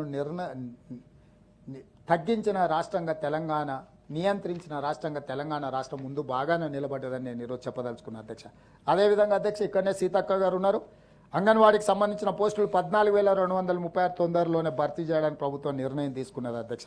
అదేవిధంగా ఈ గ్రామ పరిపాలనా అధికారులు జీపీఓ 10,954 పోస్టులను వివిధ శాఖలలో ఉన్న వాళ్ళని కూడా తిరిగి మొత్తం అందరినీ చేసి గ్రామ పరిపాలనా అధికారులను కూడా నియమించాలనుకుంటున్నాం అధ్యక్ష. ఇదే కాదు అధ్యక్ష, ఉమ్మడి రాష్ట్రంలో 2011 నాడు గ్రూప్ 1 పరీక్షలు పెడితే 15 సంవత్సరాలు ఈ రోజు వరకు గ్రూప్ 1 పరీక్షలు పెట్టలేదు అధ్యక్ష. ఆనాడు 23-24 ఏళ్ళ పిల్లలు గ్రూప్ 1 పరీక్షలకు ప్రిపేర్ అవ్వడం మొదలుపెట్టి దిల్సుఖ్ నగర్, అశోక్ నగర్, అమీర్పేట్ చౌరస్తాలలో తల్లిదండ్రులకు ఇంటి దగ్గర గ్రూప్ 1 ఉద్యోగం సాధించి ప్రయోజకులమై తిరిగి వస్తామని హైదరాబాదు నగరంలో కాలు పెడితే తల్లిదండ్రులు ఉపాధి హామీ కూలీ పనులు చేసి సంపాదించిన రూపాయి జమ చేసి ఇక్కడికి పంపిస్తుంటే 15 సంవత్సరాల నుంచి ఉమ్మడి రాష్ట్రంలో కానీ ప్రత్యేక రాష్ట్రంలో 10 సంవత్సరాలు ఆనాటి ప్రభుత్వాలు గ్రూప్ 1 పరీక్షలు నిర్వహించలేదు అధ్యక్ష. ఒక్కసారి నిర్వహిస్తే ఆ ప్రశ్నపత్రాలు జిరాక్స్ సెంటర్లలో పల్లి బఠానీలలా కమ్మినారు అధ్యక్ష. తెలంగాణ పబ్లిక్ సర్వీస్ కమిషన్ ఒక మిడిల్ మ్యాన్ వ్యవస్థలాగా మారిపోయి ప్రశ్నపత్రాలను అమ్ముకునే పరిస్థితి ఆనాడు ప్రభుత్వంలో ఉన్న పెద్దలు ఏ రకంగా వ్యవహరించినో మీకు తెలుసు అధ్యక్ష. నేను చెప్పాల్సిన అవసరం లేదు. విచారణ ఎట్లా జరిగింది, ఏం జరిగింది అనేది. అట్లాంటిది మన ప్రభుత్వం వచ్చిన తర్వాత ఫిబ్రవరి 2024లో నోటిఫికేషన్ ఇచ్చి ఈరోజు 563 గ్రూప్ 1 పోస్టులకు ఫలితాలను ప్రకటించి రాబోయే నెల రోజుల్లో దేశంలోనే మొట్టమొదటిసారి గ్రూప్ 1 పోస్టులు 563 ఉమ్మడి రాష్ట్రంలో కూడా ఇన్ని పోస్టులు ఇవ్వలేదు అధ్యక్ష. మనం ప్రత్యేక తెలంగాణలో ఈరోజు గ్రూప్ 1 అధికారుల నియామకాలకు పూర్తిగా రంగం సిద్ధమైంది. రాబోయే 40 రోజుల్లో తెలంగాణ రాష్ట్రానికి గ్రూప్ 1 అధికారులు 563 మంది రాబోతున్నారు అధ్యక్ష.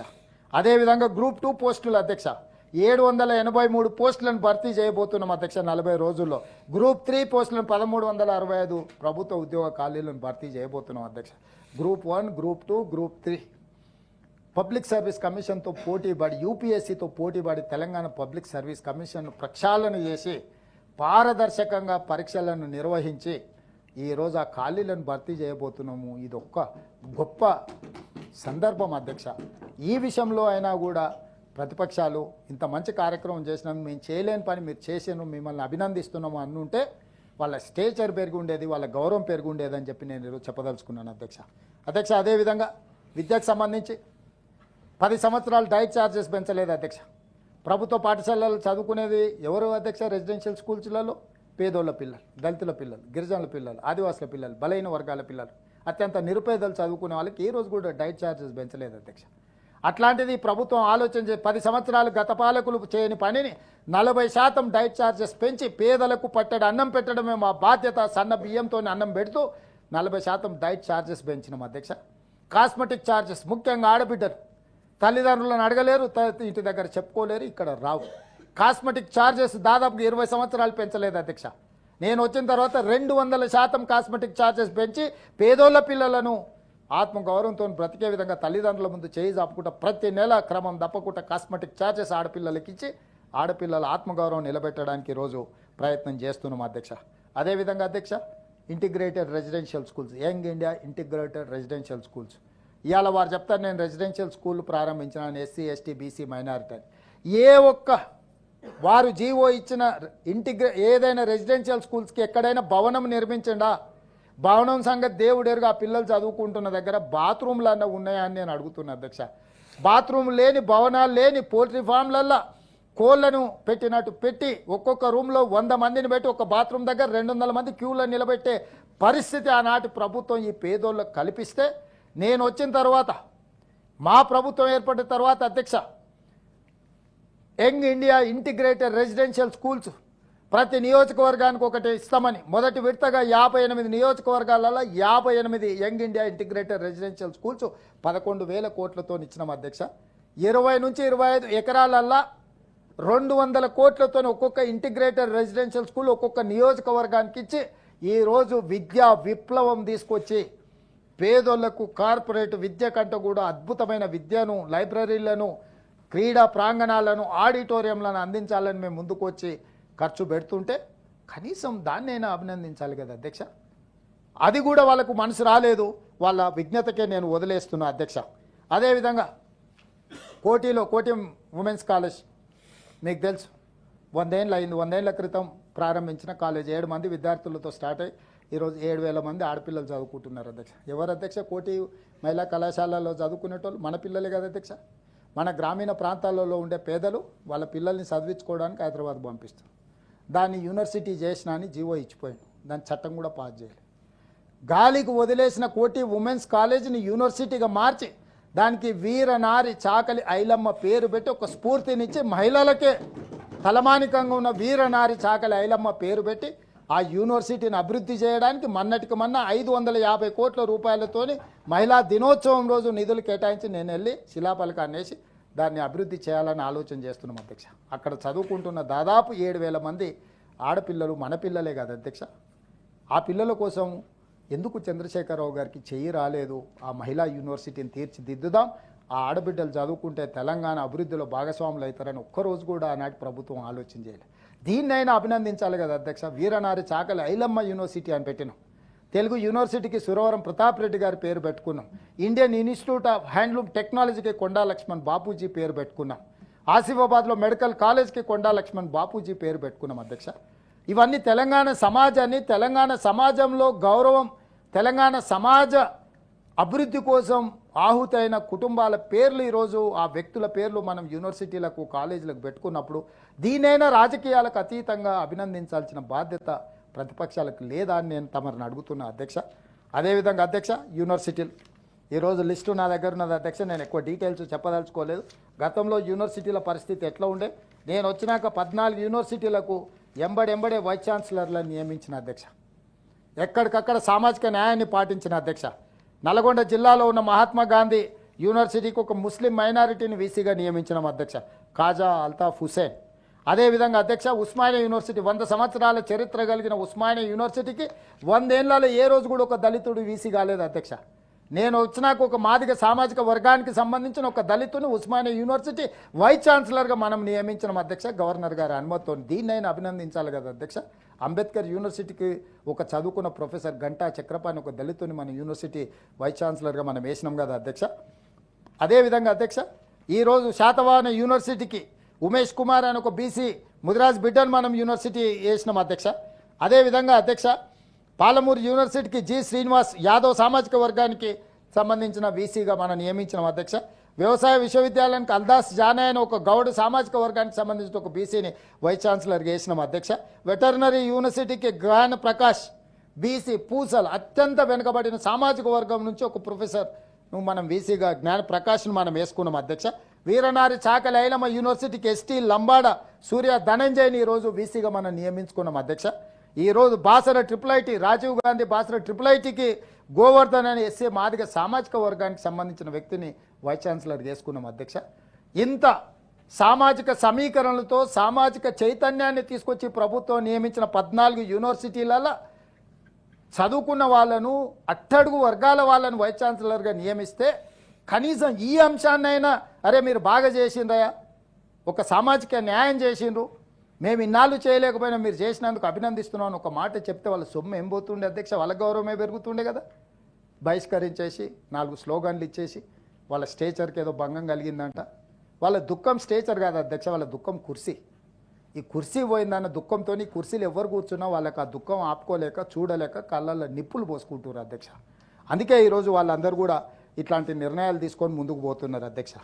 అందుకే ఈరోజు తెలంగాణ సమాజం జాగృతమై చైతన్యంతో ఈరోజు నిర్ణయాలు తీసుకుంటున్నారు అధ్యక్ష. అదేవిధంగా ఆరోగ్యశ్రీకి సంగతి మీకు ముందే చెప్పిన అధ్యక్ష.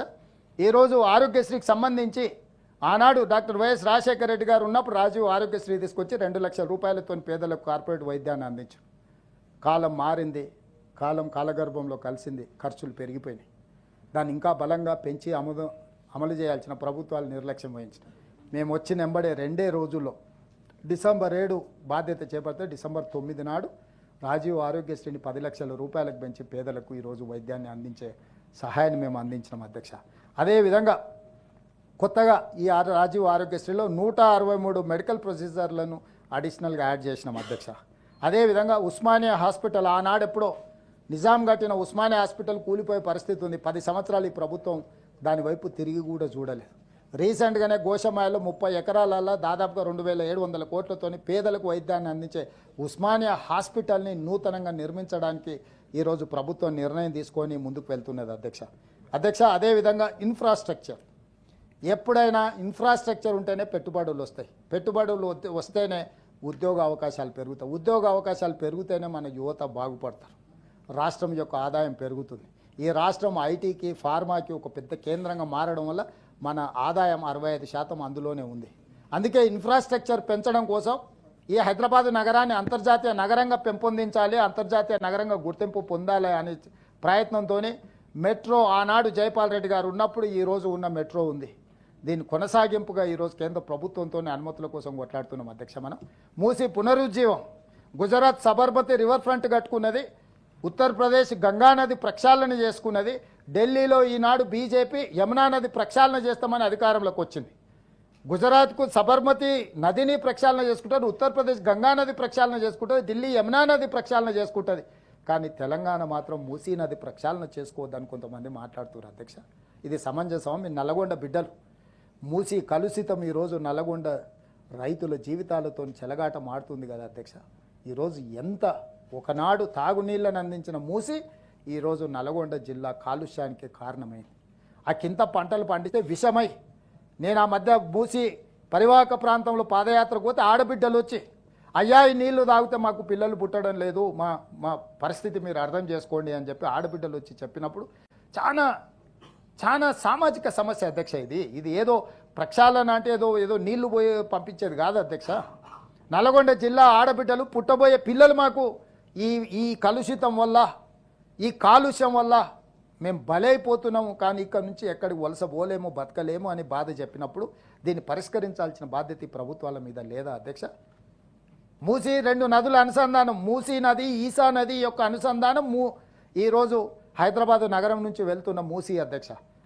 దీనికి వర్షాకాలం వచ్చినప్పుడే నీళ్ళు వస్తాయి, మిగతా సమయంలో ఈరోజు కష్టం అని చెప్పి గోదావరి నదీ జలాలను తీసుకొచ్చి మూసీ నదిలో, ఈసా నదిలో కలిపి నదుల అనుసంధానం చేసి బాపు ఘాట్ దగ్గర గాంధీ సరోవరాన్ని నిర్మించి అక్కడ ప్రపంచంలోనే ఎత్తైన గాంధీ విగ్రహాన్ని ప్రతిష్ఠించి గాంధీ ఐడియాలజీని ఇక్కడ ఉండే పిల్లలకు చెప్పి ఒక పెద్ద ఎడ్యుకేషనల్ హబ్గా మార్చాలని ఇలా ప్రయత్నం చేసి కేంద్ర ప్రభుత్వం అనుమతి కోసం, కేంద్ర ప్రభుత్వం మద్దతు కోసం కేంద్ర ప్రభుత్వాన్ని ఆర్థికంగా సహాయాన్ని అందించమని అడుగుతుంటే ప్రతిపక్షంగా మాకు అండగా నిలబడి మూసి ప్రక్షాళన చేసుకోవడానికి ఉండాలన్నా మేము అడ్డుకుంటాం, మూసీలకు ఎట్లొస్తారో చూస్తాం. అంటే ఎన్ని రోజులు మూసి మురికిలో మనం బతకాలి అధ్యక్ష? ఆ దోమల కంపుతో దిల్సుగునార్లో మనకు తెలుసు అక్కడి పరిస్థితులు ఎట్లున్నాయో. ఇంకా ఎంతకాలం అట్లా బతుకుదాం అధ్యక్ష? నేను అడుగుతున్నా మిమ్మల్ని. ఇవాళ నేను వాళ్ళ నుంచి ఆశించిన, మూసి పక్కన మూసి నది ఒడ్డున ఉన్నవాళ్ళు పేదలు ఉన్నారు, పేదలను అక్కడి నుంచి తరలించినప్పుడు వాళ్ళకి 10 లక్షలు కాకపోతే 20 లక్షలు నష్టపరిహారం ఇచ్చి ఒక మంచి కాలనీ కట్టి ఆనాడు తమరు ఉన్నప్పుడే నందనవనం మూసి పరివాహక ప్రాంతంలో ఉన్న పేదలకు నందనవనం కట్టించి అక్కడ ఇల్లు ఇచ్చారు. మన దేవరకొండ మన ప్రాంతానికి సంబంధించిన వాళ్ళు చాలామంది అక్కడ ఉన్నారు, మహబూబ్నగర్, నల్గొండ సంబంధించిన వాళ్ళు. ఇవాళ అట్లాంటి ఒక అద్భుతమైన కాలనీ ఒక 2000 ఎకరాలలో అవసరమైతే 1000 ఎకరాలు 2000 ఎకరాలు ప్రభుత్వ భూమి ఎక్కడైనా తీసుకొని ఆ మూసీ నది పరివాహక ప్రాంతంలో ఉన్న పేదలకు ఒక అద్భుతమైన కాలనీ కట్టించి వాళ్ళకు ఒక మంచి జీవితాన్ని ప్రసాదించమని ప్రభుత్వానికి సూచన చేస్తారేమో అనుకున్నా. లేదు, మీరు మూసి బాగు చేయొద్దు, హైదరాబాదు బాగుపడొద్దు, ఈ హైదరాబాదు నగరానికి పెట్టుబడులు రావద్దు, నల్గొండ ప్రజలు ఆ కాలుష్యంలో అట్లనే చచ్చిపోవాలని కుట్రలు చేస్తున్నారు అధ్యక్ష. ఆ కుట్రల కోసం పెట్టుబడులు పెడుతున్నారు అధ్యక్ష. ఎక్కడికి వెళ్తున్నాం అధ్యక్ష మనము? అసలు ఎటువైపు తీసుకెళ్లాలనుకున్నారు అధ్యక్ష తెలంగాణ రాష్ట్రాన్ని? మీరు ఒక్కసారి ఆలోచన చేయండి అధ్యక్ష. అదేవిధంగా regional ring road, outer ring road వస్తేనే ఇంత అభివృద్ధి వచ్చింది, రీజనల్ రింగ్ రోడ్ వస్తే ఇంకెంత అభివృద్ధి వస్తుంది అధ్యక్ష. సో వీటన్నిటిని దృష్టిలో పెట్టుకొని వరంగల్ ఎయిర్పోర్ట్ కావచ్చు, హైదరాబాద్ ఫ్లైఓవర్స్ కావచ్చు, ఈ విధంగా ముందుకు వెళ్తూ ఇదే విధంగా దావోస్, నేను ముఖ్యమంత్రి అయిన 45 రోజుల్లోనే అక్కడికి వెళ్తే 40,000 కోట్ల రూపాయలు పెట్టుబడులు తెచ్చిన అధ్యక్ష. రెండోసారి వెళ్తే 1,78,000 కోట్ల రూపాయల పెట్టుబడులు తెచ్చినాం అధ్యక్ష. దాదాపుగా 2,20,000 కోట్ల రూపాయలు పెట్టుబడులు తెచ్చినాం. ప్రపంచంలోనే దిగ్గజాలైన అమెజాన్ లాంటి కంపెనీలు ఈరోజు మన దగ్గరకు వచ్చి పెట్టుబడులు పెట్టినాయి అధ్యక్ష.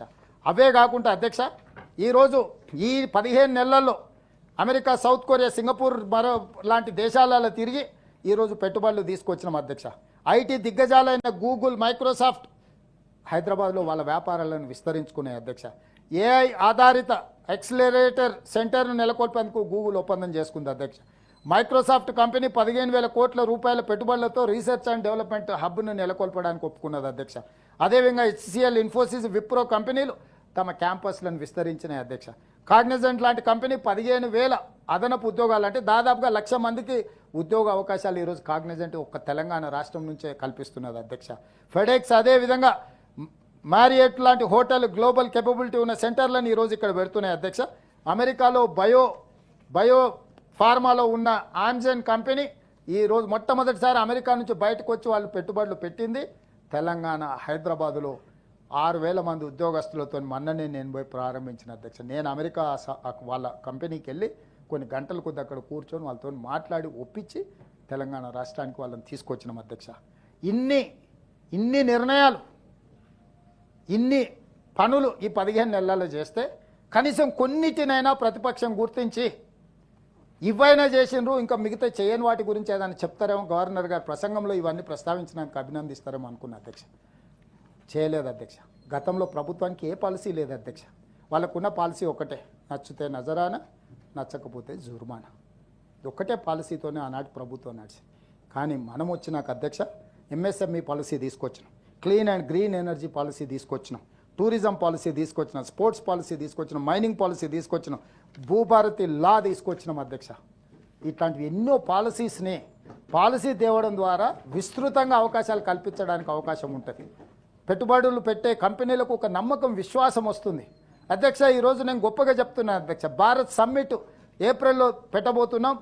100 ప్రపంచ దేశాల నుంచి దిగ్గజాలు ఈ నగరానికి రాబోతున్నారు. మే 7 నుంచి మే 31 వరకు miss world competitions India, Hyderabad, తెలంగాణలో జరగబోతున్నాయి.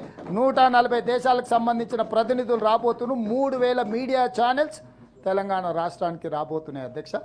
72వ miss world competitions are going to happen in Telangana, Hyderabad అధ్యక్ష.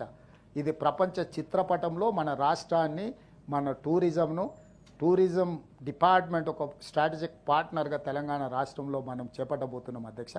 ఇది ఒక గొప్ప సందర్భం అధ్యక్ష. తెలంగాణ రాష్ట్రానికి గుర్తింపు, ప్రపంచ చిత్రపటంలో తెలంగాణను శాశ్వతంగా ఒక గుర్తు పెట్టుకునే విధంగా ఈరోజు మనము తీసుకురాబోతున్నాం అధ్యక్ష.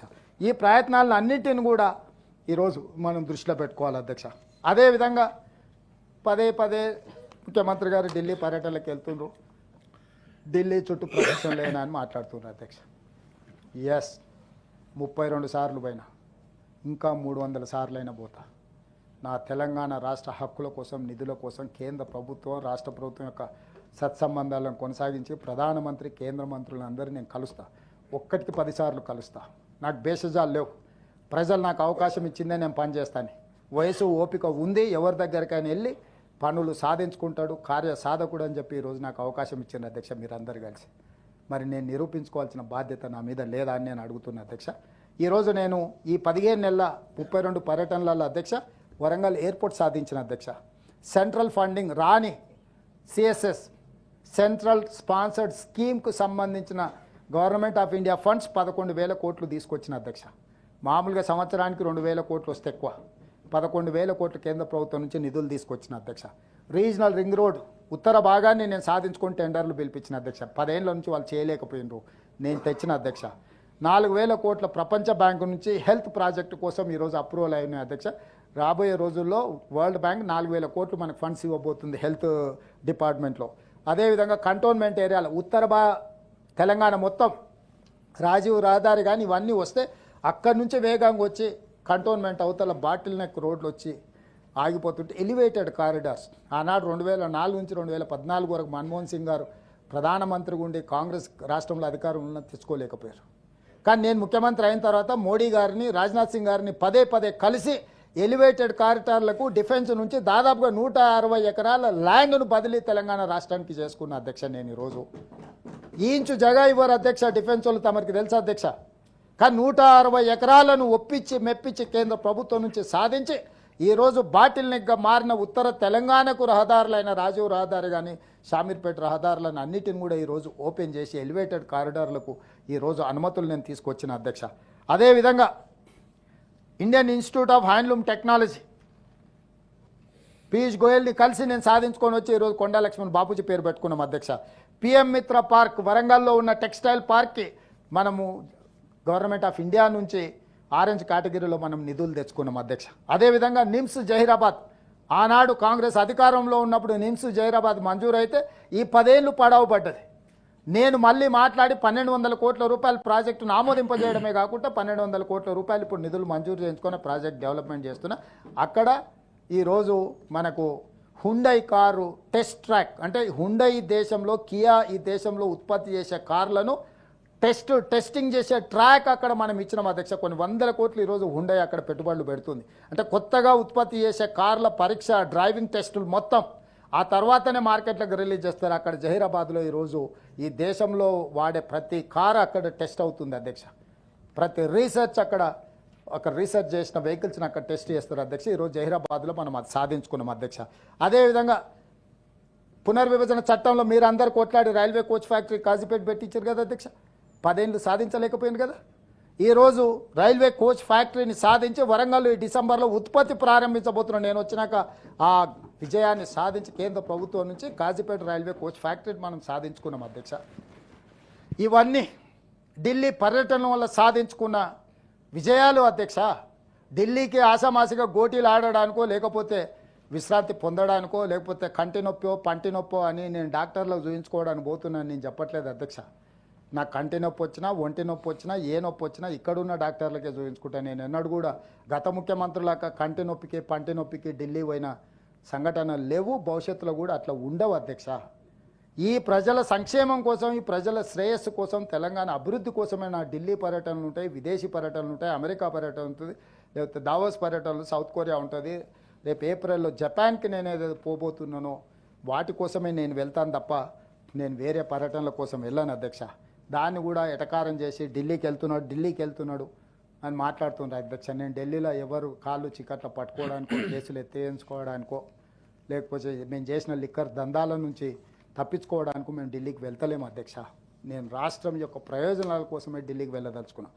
అదేవిధంగా ఈ మధ్యలో చాలాసార్లు ఆర్థిక మంత్రిగా పనిచేసిన హరీష్ రావు గారు పదే మీరు 152,000 కోట్ల రూపాయలు అప్పులు చేసిరు 15 నెలల్లో అంటుండే అధ్యక్ష. నేను లెక్క చెప్పదలుచుకున్నాను అధ్యక్ష తమరి ద్వారా. 152,000 కోట్లు కాదు అధ్యక్ష, 158,041 కోట్లు అప్పు చేసినాం అధ్యక్ష. డిసెంబర్ 7, 2023 నుంచి 28 ఫిబ్రవరి 2025 వరకు దాదాపుగా 15 నెలలలో మా ప్రభుత్వం 1,58,041 కోటి రూపాయల అప్పులు చేసినాం అధ్యక్ష. వాళ్ళు 1,52,000 కోట్లు అంటున్నారు, అది తప్పు. 1,58,000 కోట్ల 41 కోటి మేము అప్పు చేసినాం అధ్యక్ష. అప్పు చేసి ఏం చేసినాం అధ్యక్ష? మేమన్నా ఫామ్ హౌస్ కట్టుకున్నామా, లేకపోతే 10 ఎకరాలలో భవనాలు కట్టుకున్నామా, లేకపోతే కొడుకు ఇంటికి వస్తలేడు వాస్తు బాగాలేదని ఉన్నది గులగొట్టి ఉన్న సచివాలయాన్ని మళ్ళీ గులగొట్టి కొత్తది కట్టినాం అధ్యక్ష? లేదే. ఏం చేసినాం అధ్యక్ష? అది కూడా లెక్క చెప్పదలుచుకున్నా. ఆయన చేసిన అప్పుల్లో అసలు 88,591 కోటి కట్టిన అధ్యక్ష. ఆయన చేసిన అసలు అప్పుకు మిత్తి 64,768 కోట్లు కట్టిన అధ్యక్ష. ఆయన చేసిన అప్పులకు నేను కట్టింది 1,53,359 కోట్లు కట్టిన అధ్యక్ష. నేను చేసిన అప్పు ఎంత అధ్యక్ష?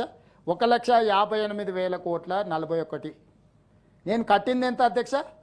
ఆయన గారు నాకు ఇచ్చిన పాపం పుట్టలాగా పెరిగిపోయి పాపాల పుట్ట పెరిగిపోతుంటే ఆ పుట్టను తగ్గించడానికి ఈరోజు నేను కట్టింది 1,53,359 కోట్ల అధ్యక్ష.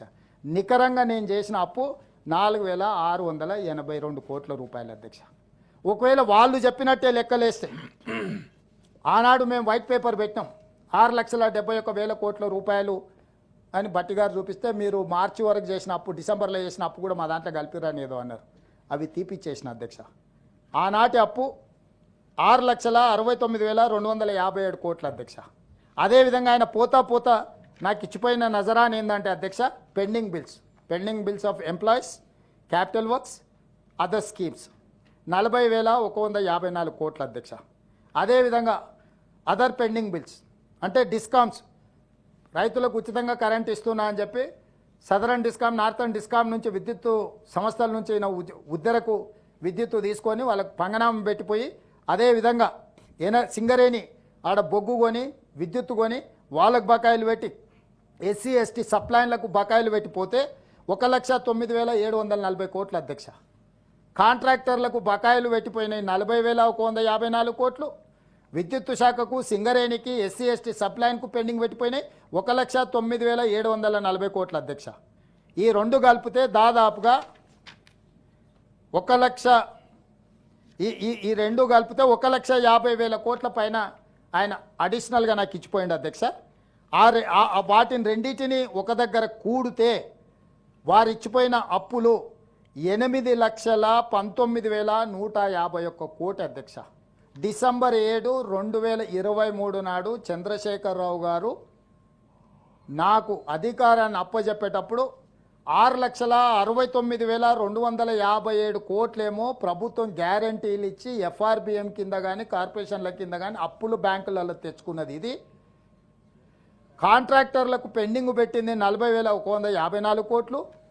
ప్రభుత్వంలోనే ఉన్న సంస్థలకు ప్రభుత్వం నుంచి బకాయిలు పడ్డ విద్యుత్ అనుకోండి, సింగరేణి అనుకోండి 1,09,740 కోట్లు. ఇవి మొత్తం కలిపితే 3 కలిపితే 8,19,151 కోటి అధ్యక్ష. నేను డిసెంబర్ 7, 2023 నాడు అధికారాన్ని చేపట్టింది. వీటికి నేను 1,52,000 కోట్ల అప్పు చేసిన అంటే దాదాపుగా 9,70,000 కోట్ల అప్పు ఉండాలి కదా అధ్యక్ష. ఈరోజు తెలంగాణ రాష్ట్ర ప్రభుత్వం మీద ఉన్న అప్పు నికరంగా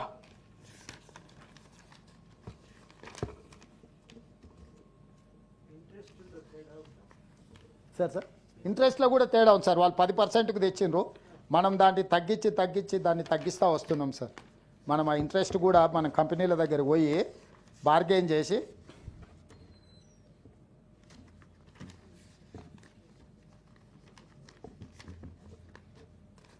ఈరోజు తెలంగాణ రాష్ట్ర ప్రభుత్వం మీద 1/12/2023 నాడు నుంచి 28/2/2025 నాటికి 7,38,707 కోట్ల రూపాయలు అప్పు ఉంది అధ్యక్ష. ఈరోజు రాష్ట్ర ప్రభుత్వం ఫిబ్రవరి 28, 2025 నాటికి, ఎందుకంటే నెలాఖరికి లెక్క తేలుతుంది. మార్చిలో 12-13 రోజులది వచ్చింది పోయింది లెక్క లేదు అధ్యక్ష. 1/12/2023 నుంచి 28/2/2025 ఆ రోజు ఉన్న అప్పులు ఈ రోజు ఉన్న అప్పు 7,38,000 కోట్ల 707 కోట్ల రూపాయలు అధ్యక్ష. ఇది నా పనితనానికి నిదర్శనం అధ్యక్ష. ఈ లెక్కలన్నీ సభలో పెడుతున్నా తెలంగాణ సమాజానికి చెప్తున్నా. లెక్కలు తప్పు అయితే చంద్రశేఖరరావు గారు రావాలి.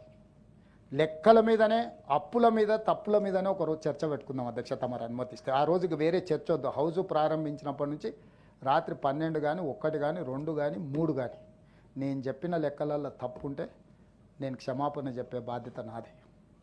నేను ఆయన చేసిన అప్పులను తప్పులను సరిదిద్దడానికి ప్రయత్నం చేసినట్టు నిరూపితమైతే ఇంకొకసారి ఇట్లాంటి తప్పుడు ఆరోపణలు చేయకుండా తెలంగాణను ఈరోజు అభివృద్ధి పదం వైపు నడిపించడానికి వారు సహకరించాలి అధ్యక్ష. ఇది తెలంగాణలో ఉన్న వాస్తవ పరిస్థితులు. అదేవిధంగా ప్రధానమంత్రి గారిని బడేబాయ్ ఎట్లంటో ఎందుకనవుతుంది అధ్యక్ష? ఈ భారతదేశము రాష్ట్రాల సమూహం, యూనియన్ ఆఫ్ స్టేట్స్. ప్రతి రాష్ట్ర ముఖ్యమంత్రికి ఈ దేశ ప్రధానమంత్రి పెద్దన్ననే. అది నరేంద్ర మోడీ రేవంత్ రెడ్డి గారి రిలేషన్ కాదు. ఈ దేశ ప్రధానమంత్రి ప్రతి ముఖ్యమంత్రికి పెద్దన్న లాంటి వాడు.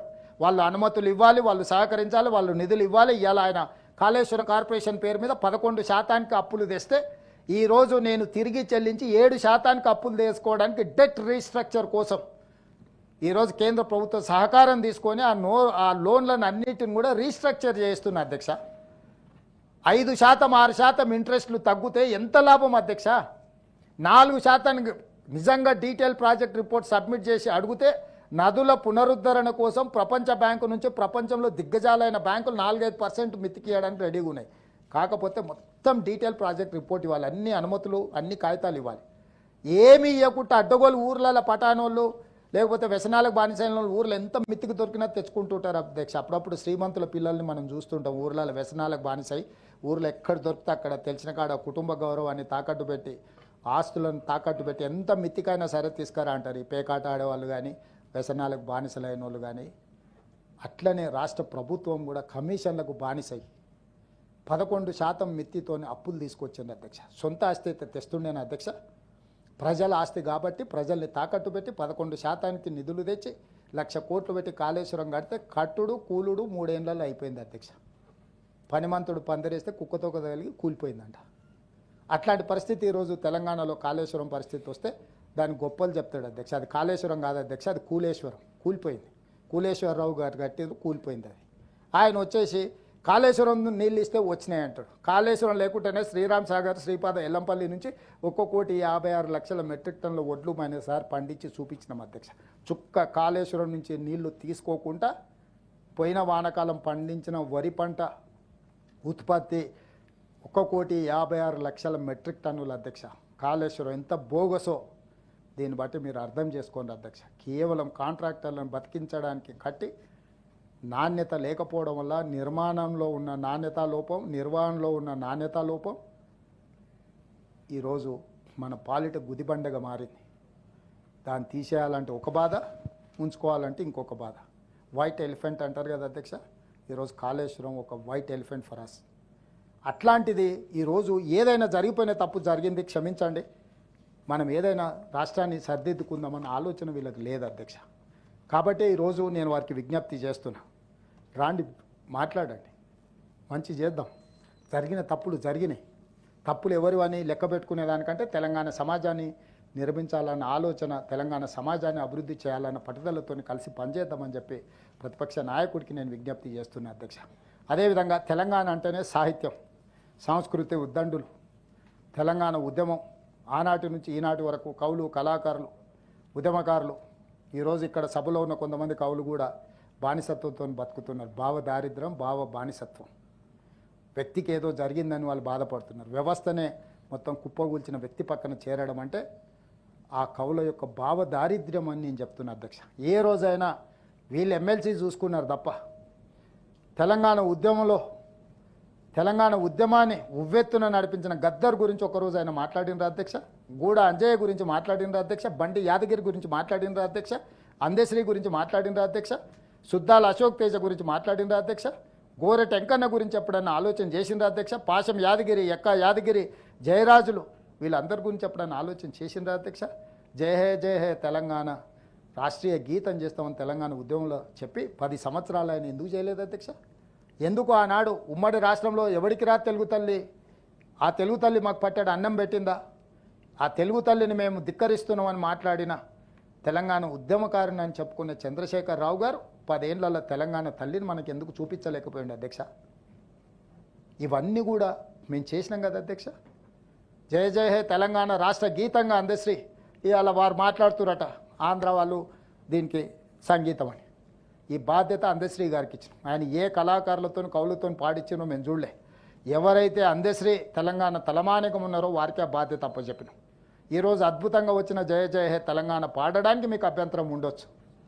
మీరు ఆంధ్ర గురించి మాట్లాడాల్సి వస్తే యాదగిరి గుట్ట యాదాద్రి ఎట్లయింది, దానికి స్థపతి కింద ఆనంద్ సాయి ఎక్కడి నుంచి వచ్చిండు, దాని ఆగమశాస్త్ర సలహాదారుడు చిన్నజీయర్ స్వామి గారు ఏ ప్రాంతం నుంచి వలస వచ్చిండు, ఏమన్నా తెలంగాణ సంస్కృతికి సాంప్రదాయాలకు వీళ్ళకి ఏమైనా సంబంధం ఉందా అధ్యక్ష? ప్రగతి భవన్ పేరు మీద తెలంగాణ పరిపాలనా భవన్ని హైదరాబాదు నడిగడ్డన కడితే ముఖ్యమంత్రి కుర్చీలో చిన్నజీయర్ స్వామిని కూర్చోబెట్టి సాష్టాంగ నమస్కారం చేసి బోర్ల బొక్కలు బండుకొని తెలంగాణ ఆత్మగౌరవాన్ని చిన్నజీయర్ స్వామి కాళ్ళ దగ్గర తాకట్టు పెట్టిన నీకు సిగ్గు ఉండాలి ప్రతిపక్ష నాయకుడిగా ఉండడానికి అని ప్రజలు అడిగితే ఏం సమాధానం చెప్తావని నేను అడుగుతున్నా అధ్యక్ష. ఇట్లా అనడానికి నాకు కొంత హోదా అడ్డం వస్తుంది, కానీ తెలంగాణ సమాజం అడుగుతుంది అధ్యక్ష. ఎవరి ఆనంద్ సాయి, ఎవరి చిన్నజీఆర్ స్వామి, ఎవరు ఎక్కడి యాదగిరి గుట్ట, యాదగిరి గుట్టను చూపించి యాదగిరి అని పేరు పెట్టుకున్న వాళ్ళు యాదాద్రిగా మారిస్తే వాళ్ళ పేరు ఎట్లా మార్చుకోవాలి అధ్యక్ష? యాదగిరి గుట్టకున్న పవిత్రత మీకు తెలియదా అధ్యక్ష?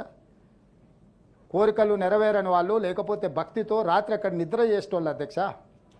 ఈరోజు ఆ పైన నిద్ర పోకుండా ఉన్న వాటి సత్రాలను అన్నిటిని కూలగొట్టి కిందికి పంపించారు అధ్యక్ష. మనం వచ్చినాక యాదగిరి గుట్టగా మార్చుకున్నాం అధ్యక్ష. అక్కడ సత్రాలను కట్టి మళ్ళీ భక్తులకు వెసులుబాటు కల్పిస్తున్నాం అధ్యక్ష. మన సంస్కృతి సాంప్రదాయాలను కాలగర్భంలో కలిసిపేసి తెలంగాణకు సంస్కృతే లేదని బతుకమ్మ పాట ఏఆర్ రెహమాన్, ఇంకా సరే అట్లా డీటెయిల్స్ వేస్తే చాలా వస్తాయి, ఇక దాన్ని ఎక్కువ లోతుకు వెళ్ళదలుచుకోలేదు. వాళ్ళ దుఃఖం ఏంది అధ్యక్ష అంటే తెలంగాణ ఉద్యమంలో ఇన్ని మాటలు మాట్లాడుతున్నారు, ఎవరినో సోషల్ మీడియాలో అడ్డగోలుగా అసభ్యకరమైన పదజాలాన్ని వాడిన వాళ్ళు పోలీసులు అరెస్ట్ చేస్తే మీకు అంత దుఃఖం వచ్చిందే. ఇక్కడనే ప్రొఫెసర్ కోదండరామ్ గారు ఉన్నారు, తలుపులు బద్దలు కొట్టి పొలిటికల్ చేసి చైర్మన్గా తెలంగాణ ఉద్యమాన్ని ముందుండి నడిపించి మిలియన్ మార్చ్ను లీడ్ చేసిన ప్రొఫెసర్ కోదండరామ్ తలుపులు ఇరగొట్టి పోలీసులు ఈడ్చుకపోయిన రోజు మీకు ప్రజాస్వామ్యం గుర్తు రాలేదా? మీరా ప్రజాస్వామ్యం గురించి మాట్లాడేది? మీకా తెలంగాణ పట్ల నిబద్ధత ఉన్నది? మీది జాతి, మీది ఒక నీతి. మీరు వచ్చి మమ్మల్ని ప్రశ్నిస్తారు. రండి, కూర్చొని ఎదురుగా నించొని నిటారుగా నిలబడి ప్రశ్నించండి. ఏం సమాధానం చెప్పాలో నేను చెప్తా. తెలంగాణ కోసం కొట్లాడిన వాళ్ళని ఒక్కరినైనా గౌరవించండి. ఆ కొండా లక్ష్మణ్ బాబుజనికి నిలవడానికి నీడనిచ్చి నువ్వు పార్టీ పెట్టుకుంటే నీ ఇంటి స్థలం ఇస్తే, ఆనాడు చంద్రబాబు నాయుడు గారు ఆయన పవన్నే కూలగొట్టిస్తే ఆయన చనిపోయిన రోజు చివరి చూపు కూడా నువ్వు పోలేదు. నీకు ఏమైనా కృతజ్ఞత ఉన్నదా? ఓ గద్దరు, ఓ విమలక్క తెలంగాణ కోసం కొట్లాడితే పీడీ యాక్టులు పెట్టించిన చరిత్ర నీది కాదా?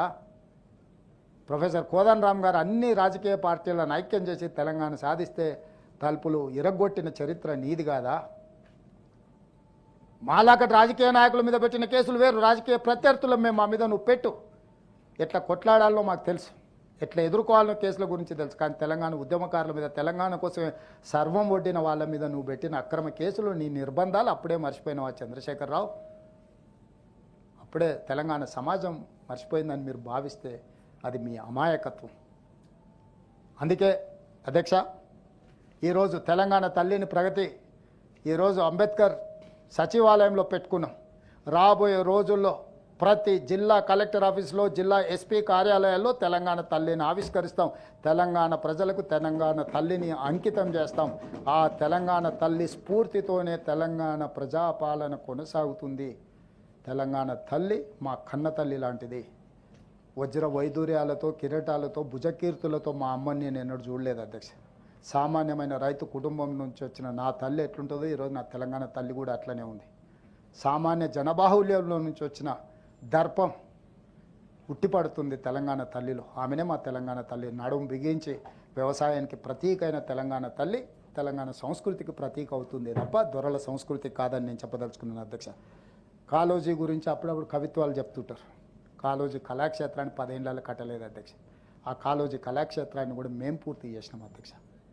అందుకే ఈరోజు జయ జయ హే తెలంగాణ అయినా ఆనాడు తెలంగాణ ఉద్యమం సందర్భంగా బండ్ల మీదనే కాదు, తెలంగాణ యువకుల గుండెల మీద టీజీ రాసుకొని తెలంగాణ ఉద్యమాన్ని ముందుకు నడిపించారు అధ్యక్ష. నీ స్వార్థం కోసం, నీ పార్టీ కోసం టీజీని కాస్త టీఎస్గా మార్చి రాజకీయ దివాలా కోరుతనాన్ని నువ్వు ప్రదర్శిస్తే తెలంగాణ ఉద్యమ స్ఫూర్తిని ప్రదర్శించిన మేము టీజీ అని తిరగరాసిన అధ్యక్ష తెలంగాణ చరిత్రను. యాదాద్రి అని నువ్వు ఆంధ్ర సంస్కృతిని తీసుకొస్తే మా తెలంగాణ బిడ్డల గుట్ట యాదగిరి గుట్టగా మళ్ళీ మేము మార్చుకున్నాం అధ్యక్ష. నువ్వు మా చరిత్ర మీద మన్ను గప్పుతున్నా అనుకుంటున్నావేం? తాత్కాలికంగా నివురు గప్పినట్టు ఉండొచ్చు తెలంగాణ సమాజం, కానీ అది శాశ్వతం కాదు. చంద్రశేఖరరావు గారు గవర్నర్ గారు ప్రసంగంలో ఈ అంశాలను అన్నింటినీ పొందుపరిచింది కాబట్టే వారికి వచ్చి చర్చలో పాల్గొనడానికి మనసొప్పక వారు ముఖం చాటేసిండ్రు. ఏది ఎట్లయినా అధ్యక్ష, మా సభ్యులందరికీ, ఇక్కడ ఉన్న మిత్రులందరికీ నా సూచన ఇది: కేంద్ర రాష్ట్ర ప్రభుత్వాల యొక్క సత్సంబంధాలు, గవర్నర్ వ్యవస్థల్ని మనం ఏర్పాటు చేసుకున్నాయి, వాటిని గౌరవించుకోవాల్సిన బాధ్యత మనది. గవర్నర్ ఎవరున్నారని కాదు, గవర్నర్ వ్యవస్థ, ఆ వ్యవస్థను గౌరవించాల్సిన బాధ్యత మనది. కాబట్టి ఈరోజు గవర్నర్ గారి ప్రసంగానికి ధన్యవాదాలు తెలుపుతూ ప్రవేశపెట్టిన తీర్మానాన్ని మీరందరూ ఏకగ్రీవంగా ఆమోదించాల్సిందిగా, అండగా నిలబడాల్సిందిగా, తెలంగాణ పునర్నిర్మాణంలో మీ అందరి సహకారం ఉండాలి. ఈ ప్రభుత్వం మీది, మనది. ఈ ప్రభుత్వం 100% మీ సూచనలు సలహాలు తీసుకొని ముందుకు వెళ్తుంది. మీ అందరి ఆశీర్వాదం ఈ ప్రభుత్వానికి ఉండాలి. తెలంగాణ రాష్ట్రాన్ని అభివృద్ధి పదం వైపు నడిపిస్తామని తెలియజేస్తూ తమ దగ్గర సెలవు తీసుకుంటున్నాను అధ్యక్ష. ధన్యవాదాలు. Any clarifications? మరణ గారు. థ్యాంక్ యూ అధ్యక్ష. గవర్నర్ గారి ప్రసంగానికి ధన్యవాదాలు తెలిపే తీర్మానంలో భాగంగా ముఖ్యమంత్రి గారు ప్రభుత్వం తరఫున ఇచ్చినటువంటి వివరణలో చాలా కులంకషంగా 15 నెలల పాటు రాష్ట్ర ప్రభుత్వం చేసినటువంటి కార్యక్రమాలు